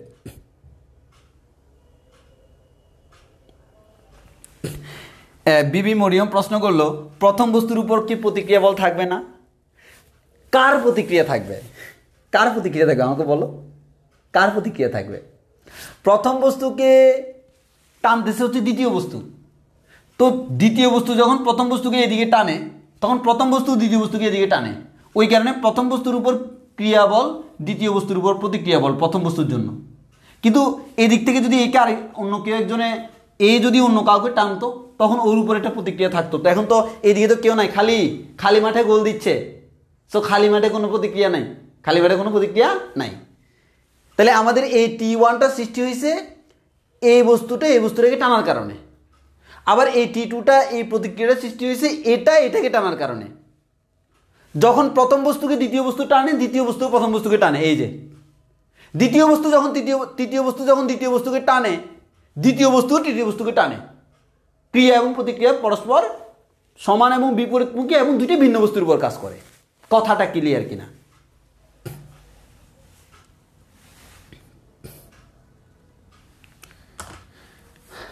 ওকে, আর এক্সাম হবে এই উইকেই। আমি তোমাদের সাথে কথা বলে একটা ডেট ফিক্স করবে, এই উইকে এক্সামটা নিয়ে নিব।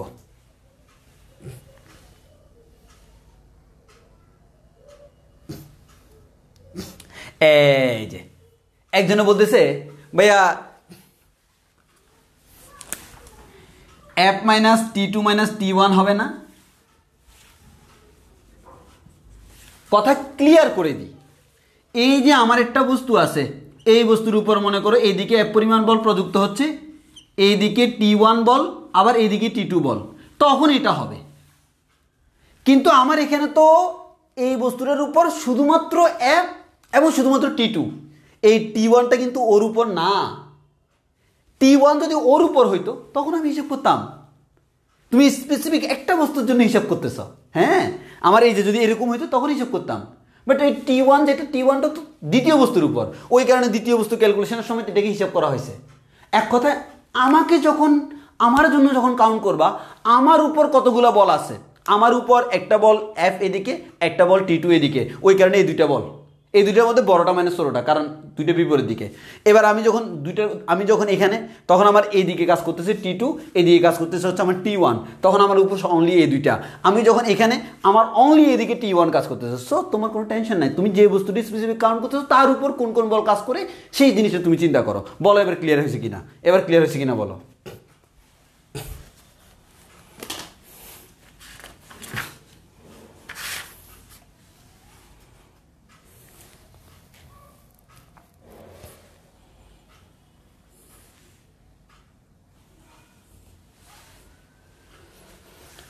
ওকে, আমাদের এই কনসেপ্টটা শেষ। এবার হচ্ছে আমরা নিউটনের সূত্রে কয়েকটা অ্যাপ্লিকেশন দেখাই। এখানে কয়েকটা অ্যাপ্লিকেশনের মধ্যে আমার কিছু জিনিস আমি একটু দেখাই ফেলছি।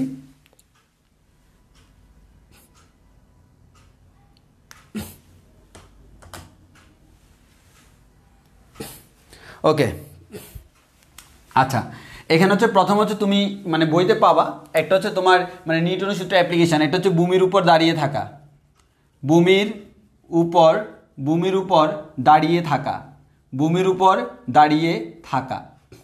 তো এখানে জাস্ট যেটা হচ্ছে, একজন মানুষ মনে করো সে ভূমির উপর দাঁড়িয়ে আছে, এখানে মনে করো একজন মানুষ, সে মনে করো ভূমির উপর দাঁড়ায় আছে,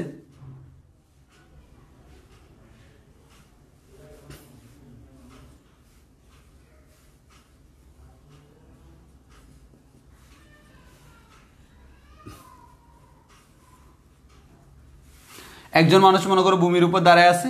তাহলে এখানে যে জিনিসটা হবে সেটা হচ্ছে, সিম্পল কথা হচ্ছে ভাইয়া, মানুষটার যে ওজন, মনে করি এই মানুষটাকে আমি এভাবে চিন্তা করি, এই যে মানুষটার ওজন যেটা, এই ওজন W=mg নিচের দিকে কাজ করে। তাহলে আমার মানুষটা তো নিচের দিকে পড়ে যাওয়ার কথা না, আমার মানুষটা নিচের দিকে পড়ে না। কেন? কারণ এই মানুষটা ভূমির উপর W পরিমাণ বল প্রয়োগ করছে। ভূমি কি বসে থাকবে? না। ভূমি কি করবে তার ঠিক উল্টা দিকে আমাদের মানুষের উপর সমপরিমাণ বল প্রয়োগ করবে, প্রতিক্রিয়া বল। এই F এবং W যখন সমান তখন আমরা ভূমিতে দাঁড়ায় থাকি। তাহলে খেয়াল করে দেখো এখানে কাহিনীটা কোন জায়গায়। এখানে যে ক্রিয়া বল, এই ক্রিয়াটা কার উপর? মানুষ কর্তৃক ভূমির উপর। এটা কিন্তু ভূমির উপর, মানুষ কর্তৃক, এই যে তোমাকে জিনিসটা বুঝতে হবে, মানুষ কর্তৃক ভূমির উপর, ভূমির উপর। আর প্রতিক্রিয়াটা কি? ভূমি কর্তৃক মানুষের উপর, ভূমি কর্তৃক মানুষের উপর। তাহলে আমাদের একটা হচ্ছে মানুষ কর্তৃক ভূমির উপর, আর একটা হচ্ছে ভূমি কর্তৃক মানুষের উপর। তো মানুষ ভূমিকে কি পরিমাণ দেয়? মানুষ ভূমির উপর ওই, আমি যখন দাঁড়িয়ে আছি, সে সিম্পল দাঁড়িয়ে আছি, আমি ভূমির উপর একটা বল প্রয়োগ করতেছি, সেই বলটা হচ্ছে আমার ওজনের সমান। এটা আমি ভূমির উপর প্রয়োগ করতেছি। ভূমি প্রতিক্রিয়াস্বরূপ কার উপর প্রয়োগ করবে? আমার উপর প্রয়োগ করবে। তাহলে আমাদের ক্রিয়া বল ভূমির উপর, প্রতিক্রিয়া বল মানুষের উপর। তাহলে ক্রিয়া এবং প্রতিক্রিয়া বল পরস্পর সমান এবং বিপরীতমুখী, শেষ কাহিনী। এবং দুইটা ভিন্ন বস্তুর উপর, একটা হচ্ছে মাটির উপর আর একটা হচ্ছে মানুষের উপর। মাটির উপর ক্রিয়া, মানুষের উপর প্রতিক্রিয়া। আমরা এইভাবে অ্যানালাইজ করে পড়ি না, এই জন্যই তোমরা অনেকে ঝামেলা করে ফেলো, অনেকে পড়ায় বলেও না জীবনে। তো সবাই বসে থাকে, মনে হয় মানুষের উপর এটাও প্রয়োগ করতেছে, মানুষের উপর এটা, পাগল হয়েছে তোমারে। আমাদের এরকম না। সো আমাকে জিনিসটা ক্লিয়ারলি ব্যাখ্যা করতে হবে। হ্যাঁ, বলো আমরা একটু বুঝছি কিনা।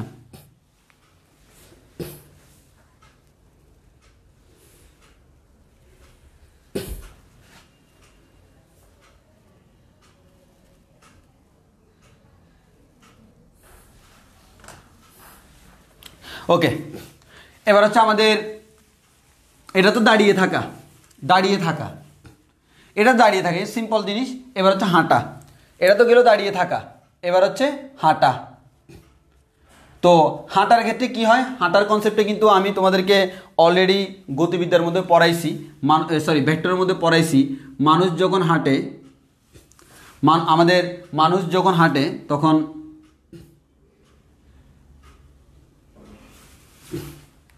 তাহলে আমরা যখন এভাবে হাঁটি, পিছনের পাটা কিন্তু অলওয়েজ, তুমি দেখো হাঁটার সময় তুমি চিন্তা করে দেখবা পিছনের পাটা একটু উপরে উঠে থাকে। তাহলে আমাদের এই পিছনের পা উপরে উঠে থাকে মানে সে এই পয়েন্টে তুমি দেখবা তোমার পাটা এবার বাঁকা হয়ে এই যে ভূমির উপর, এটা হচ্ছে ভূমির উপর ক্রিয়া, ভূমির উপর ক্রিয়া বল করছে, সেটা হচ্ছে আমাদের মনে করো ভূমির উপর সে মনে করো আর পরিমাণ বল প্রয়োগ করছে বা আমাদের এফ পরিমাণ বল প্রয়োগ করছে। এই এফ এর জন্য প্রতিক্রিয়া স্বরূপ, এটা হচ্ছে আমার ক্রিয়া, এই এফ পরিমাণ সেটা ভূমির উপর কি ক্রিয়া, ভূমি তার প্রতিক্রিয়া স্বরূপ এটা প্রতিক্রিয়া বল দিবে কার উপর, লোকে যেহেতু পা দিয়ে মাটিকে আঘাত করছে, মাটি পায়ের উপর আঘাত করবে, পায়ের উপর তার সমপরিমাণ বিপরীতমুখী বল হচ্ছে আমাদের কত, এটা হচ্ছে মনে করো আমাদের আর, এটাকে আমরা আর ধরলাম, এটা হচ্ছে প্রতিক্রিয়া। এবং এই এফ এবং আর তো পরস্পর সমান, স্বাভাবিক হিসাব, এফ এবং আর পরস্পর সমান। এখন হচ্ছে এই মনে করা লোকটা ভূমির সাথে থিটা ডিগ্রি কোণে ছিল, তাহলে আমরা এই দিকের উপাংশ, আনুভূমিক উপাংশ হচ্ছে এই আর এর আনুভূমিক উপাংশ হচ্ছে আর কস থিটা এবং আর এর উলম্ব উপাংশ হচ্ছে আর সাইন থিটা। এখন একটু খেয়াল করে দেখো, তাহলে আরটাকে আমরা দুই ভাগে বিভক্ত করে ফেললাম। এখন এই আর সাইন থিটা কি করে, মানুষের ওজন প্রশমিত করে, মানে মানুষের ওজনকে প্রশমিত করে। তুমি তোমার ওজন একটু কম অনুভব করো কেন, প্রতিক্রিয়া বলের কারণে।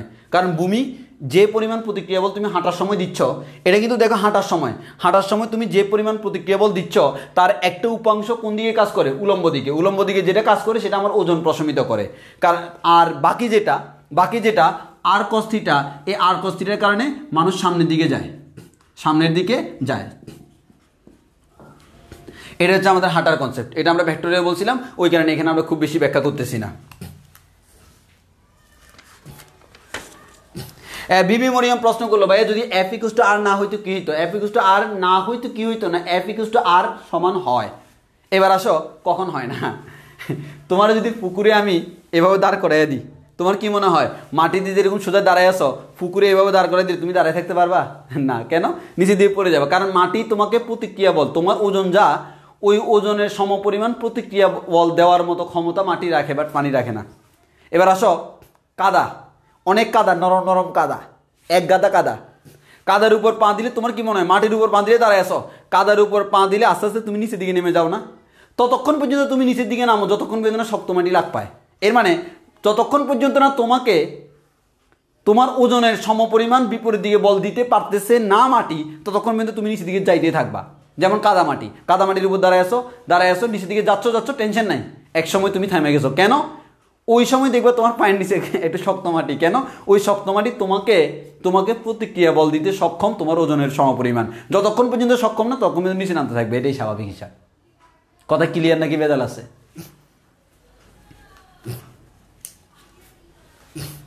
আশা করি বুঝতে পারছো। এবার হচ্ছে আমাদের হাঁটার ব্যাপারটা আমরা বুঝলাম, এটা হচ্ছে আমাদের হাঁটা। এবার হচ্ছে আমাদের এখানে অত্যন্ত ইম্পর্টেন্ট একটা কনসেপ্ট, একটু টাইম নিচ্ছে হালকা, কারণ হচ্ছে আমাকে জিনিসটা একটু গুছিয়ে দিতে হবে। হ্যাঁ, সেটা হচ্ছে আমার ঘোড়ার গাড়ি টানা।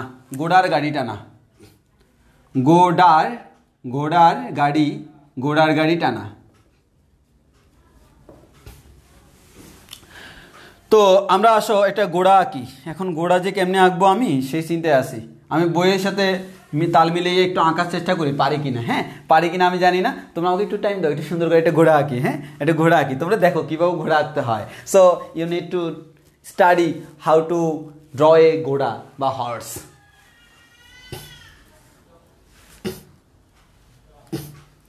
সাপায়াত আপনার পানির সাথে প্লবতার সমান হলে ভাই এটা তো লিকুইড, ওই কারণে এটা হচ্ছে একটা প্রবাহী, ওই কারণে প্রবাহীর কনসেপ্টটা আলাদা, সেখানে আর্কিমিডিসের নীতি প্রয়োগ হয়, নিউটনের নীতি না। তো আমরা যদিও এটা আমরা এমনি ফাইজলামি করে এক্সাম্পল দিছি, তবে আমাদের পানিতে এক্সাম্পল দেওয়াটা উচিত না।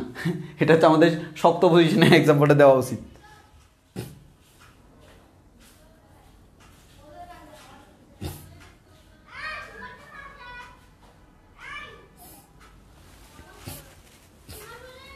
ওকে, একজন বলো সোরাবালিতে মানুষ ডুবে যায় কেন? সোরাবালি বুঝতে পারতেছো এখানে হচ্ছে তুমি পা দেওয়ার সাথে সাথে সে তোমাকে প্রতিক্রিয়া বল দিচ্ছে না, আর যতক্ষণ পর্যন্ত প্রতিক্রিয়া বল দিবে না তুমি নিচের দিকে নামতেই থাকবা নামতেই থাকবা নামতেই থাকবা। যেমন তোমাকে যদি এখন বলা হয় যে তোমার মনে করো একটা বড় পিলার নিল, একটা বড় পিলার নিয়ে এখানে জাস্ট কাদা ঢুকিয়ে দিল, পুরা মানে নিচ থেকে এতটুকু পর্যন্ত কাদা, ওইখানে তোমার ফেলে দিলে তোমার কি মনে হয়? সোরাবালির মতো তুমি এখানে ঢুকে যাবে না কেন? কারণ তুমি যতক্ষণ পর্যন্ত এটার ভিতরে ঢুকতেই আসো যতক্ষণ পর্যন্ত না সাপোর্ট পাচ্ছ ততক্ষণ পর্যন্ত নিচের দিকে নামতেই থাকবা। তখন তোমার কাদা মাটিতে তোমার তখন মনে হবে ভাই সোরাবালি তো শুনছি, এটা হচ্ছে সোরা কাদা। তো জাস্ট আমাদের এরকমই হয় সব কিছু, তোমাকে প্রতিক্রিয়া বল সমান হওয়া পর্যন্ত নিচের দিকে নামতেই থাকবা, স্বাভাবিক হিসাব।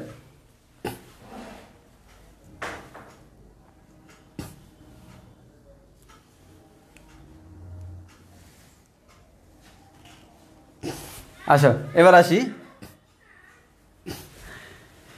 ঘোড়ার গাড়ি। আচ্ছা আমি তো ঘোড়া আঁকতে ভুলে গেছি, তোমরা প্রশ্ন করতে করতে আমরা ঘোড়া আঁকতে ভুলে গেছি, দেখি ঘোড়া আঁকতে পারি কিনা। হাউ টু ড্র এ ঘোড়া, তোমাদের বইয়ের মতো করে আঁকতে চাচ্ছি। ওরে বাবা রে বাবা, ঘোড়া আঁকে কষ্ট আছে।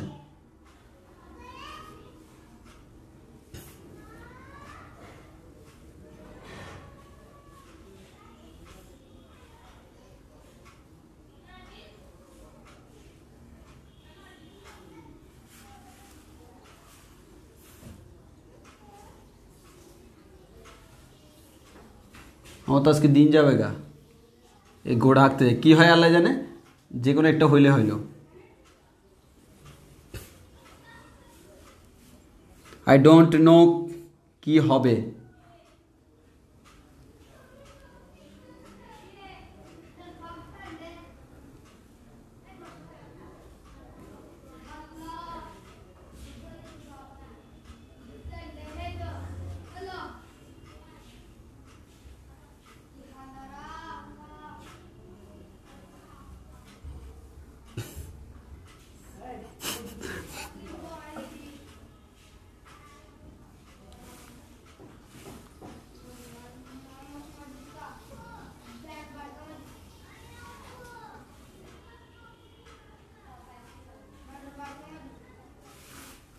হয়েছে ঘোড়া? না হলে নাই, মোটামুটি এতটুকু আনতে পারছি। এটা হচ্ছে আমাদের ঘোড়া হর্স। ওকে এবার হচ্ছে আমরা গাড়ি আঁকি। এটা হচ্ছে আমাদের গাড়ি কার, দিস ইজ কল ঘোড়ার গাড়ি।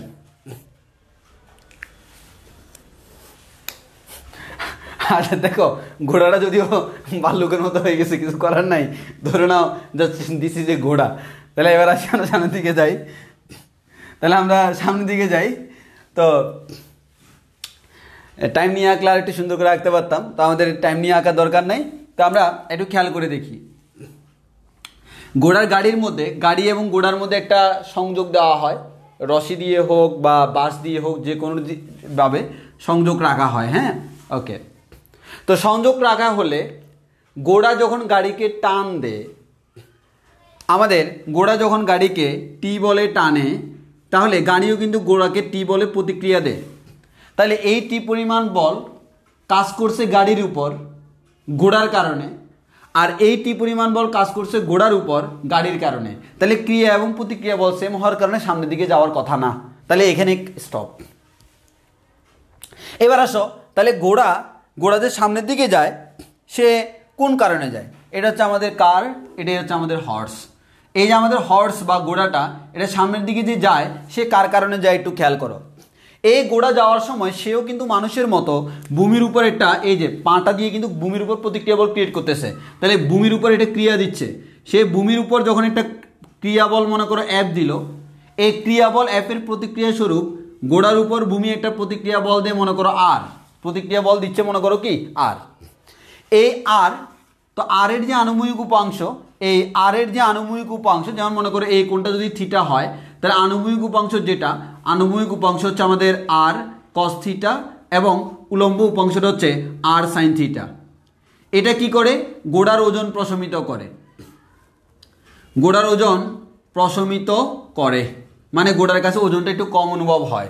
আর এই আর কস থিটার কারণে গোড়া সামনের দিকে যায়। এই আর কস থিটার কারণে কি হয়, গোড়া সামনের দিকে যায়, সামনের দিকে যায়। তাহলে আমাদের এই আর কস থিটার কারণে গোড়াটা আমার কোন দিকে যায়, সামনের দিকে যায়। এবার আমাদের অনেক সময় একটু খেয়াল করে দেখো, যেহেতু আমাদের এখানে গোড়া গাড়ি টেনে নিয়ে যাচ্ছে, তাহলে কিন্তু এখানে একটা ঘর্ষণ বল কাজ করে। কি বল, ঘর্ষণ বল। ঘর্ষণ বল কোন দিকে কাজ করে, গতির বিপরীত দিকে। তাহলে গাড়ি যেহেতু এইদিকে যাচ্ছে, তার গতির বিপরীত দিকে এইদিকে একটা ঘর্ষণ বল অ্যাপ কাজ করবে, এটাকে আমরা বলতেছি ঘর্ষণ বল। তাহলে আমরা এখান থেকে বলতে পারবো গোড়া সামনের দিকে যাবে, গোড়া সামনের দিকে যাইতে সক্ষম হবে যদি আমাদের R cos theta is greater than F হয়। এটা হলে গোড়া গাড়ি সমেত মানে গাড়ি সমেত সামনের দিকে যাবে, গাড়ি সমেত সামনের দিকে যাবে, গোড়া গাড়ি সমেত সামনের দিকে যাবে। এবং এক্ষেত্রে তুমি বলতে পারো তাহলে লব্ধি বলটা কত, লব্ধি বলটা হচ্ছে R cos theta minus F, F মানে হচ্ছে ঘর্ষণ বল। তাহলে লব্ধি বল ইকুয়াল টু আমরা কি জানি, এম এ। তাহলে আমাদের এম মানে হচ্ছে আমাদের M car plus M horse. কেন বুঝছো তো, কারণ গোড়া সামনের দিকে যাচ্ছে মানে সেও যাচ্ছে আর আমাদের এটাকেও নিয়ে যাচ্ছে, টোটাল ভরটা। তাহলে আমরা টোটাল ভর ইন্টু এ বলা যায়। এখান থেকে আমরা চাইলে ত্বরণ বের করতে পারবো, এখান থেকে চাইলে আমরা কি বের করতে পারবো, ত্বরণ বের করতে পারবো এই রিলেশনটা থেকে, R cos theta minus F equals to MC plus MH plus into A. তাহলে আমরা এখান থেকে এটা রিলেশন পেয়ে গেলাম।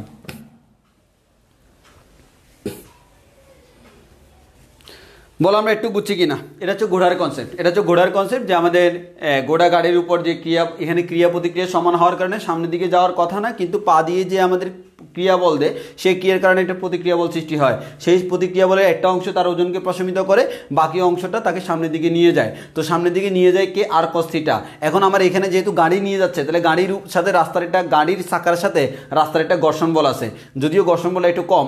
এখন এই ঘর্ষণ বল থেকে যদি বেশি বল প্রয়োগ করে তখন সামনে যেতে পারবে, না হয় যেতে পারবে না। তাহলে আমাদের এই আর কস থিটার মানটা ঘর্ষণ বল থেকে বেশি হইতে হবে। তাহলে আমাদের আর কস থিটার মান ঘর্ষণ বল থেকে বেশি হলে গোড়া গাড়ি সহ সামনের দিকে যাবে।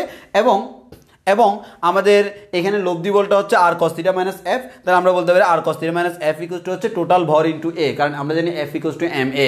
এফ মানে হচ্ছে টোটাল বল, R cos theta minus F আর টোটাল বল, আর আমাদের ভর মানে হচ্ছে টোটাল ভর এমসি প্লাস এমএস মানে গাড়ির ভর প্লাস ঘোড়ার ভর, আর এ মানে হচ্ছে ত্বরণ মানে হচ্ছে গাড়ির সমেত ঘোড়াটা যত ত্বরণ আছে, মানে এক কথায় পুরো সিস্টেমের ত্বরণটা আমরা বের করতে পারি এখান থেকে। এরপরে তোমার এখানে একটা আছে নৌকার গুণটানা কনসেপ্ট আমরা পড়াই ফেলছি। এরপর আছে হচ্ছে আমাদের বন্দুকের গুলি ছোড়া, ঠুস, সেটা আমরা পড়াই ফেলছি। এরপর হচ্ছে আমাদের মহাশূন্য তথা রকেটের গতি। তো রকেটের গতি সংক্রান্ত এটা পড়াইলে আমাদের এই টপিকটা শেষ। তবে এটা আজকে পড়াবো না, যেহেতু রকেটের গতিটা বেশিক্ষণ লাগবে না, যে 10-15 মিনিট, বাট আজকে পড়াবো না, সেটা আগামী ক্লাসে শুরুতেই বলে দিব। হ্যাঁ, আর আগামী ক্লাসে আমার মেইনলি ক্লাসটা হবে কি নিয়ে, কৌণিক গতি নিয়ে। আগামী ক্লাসটা মেইনলি কি নিয়ে হবে, কৌণিক গতি, কারণ আমাদের ছোট্ট একটা অংশ এটা পড়াইলে আমরা কৌণিক গতিতে চলে যেতে পারবো। ওই কারণে আগামী ক্লাসটা হচ্ছে কি নিয়ে, আবারও বলতেছি আগামী ক্লাসটা সম্পূর্ণ হচ্ছে কৌণিক গতি নিয়ে। তার জন্য তোমার ক্যালকুলাসের কনসেপ্টও লাগবে কিন্তু, আর গতিবিদ্যায় যে আমরা কৌণিক গতি সংক্রান্ত যে কথাগুলো বলছিলাম সেই কথাগুলো সবগুলোই লাগবে, কারণ ওইখানে আমরা যা বলছি তা আমরা আর এখানে বলবো না। তো আমরা এখানে হালকা করে বলে সামনের দিকে চলে যাব। জি ভাই, এখন ছুটি। আগে বলো আমরা একটু বুঝছি কিনা, আমরা সব কিছু বুঝছি কিনা বলো। ঘোড়ার গাড়ির কনসেপ্টটা আমরা বুঝছি কিনা একটু বলি।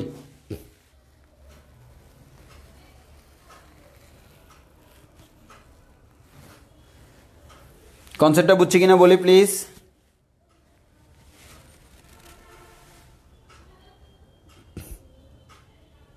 এই তোমাদের এক্সাম হচ্ছে ভেক্টর প্লাস গতিবিদ্যার উপর এক্সাম হবে।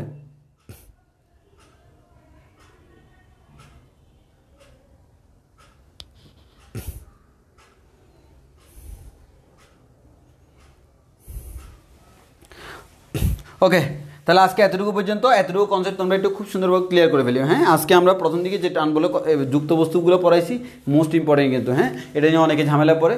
আমাদের একাডেমিক অ্যাডমিশন দুই জায়গায় কাজে লাগে। তোমরা ম্যাথ প্রবলেম সলভ করতে গেলে তখন কাজে লাগতো, তো আমি আগে থেকে বলে দিচ্ছি। আশা করি এতটুকু ক্লিয়ার। আর তাহলে আমাদের আজকের ক্লাস এতটুকু পর্যন্ত। সবাই ভালো থেকো, সুস্থ থেকো, আল্লাহ হাফিজ, আসসালামু আলাইকুম।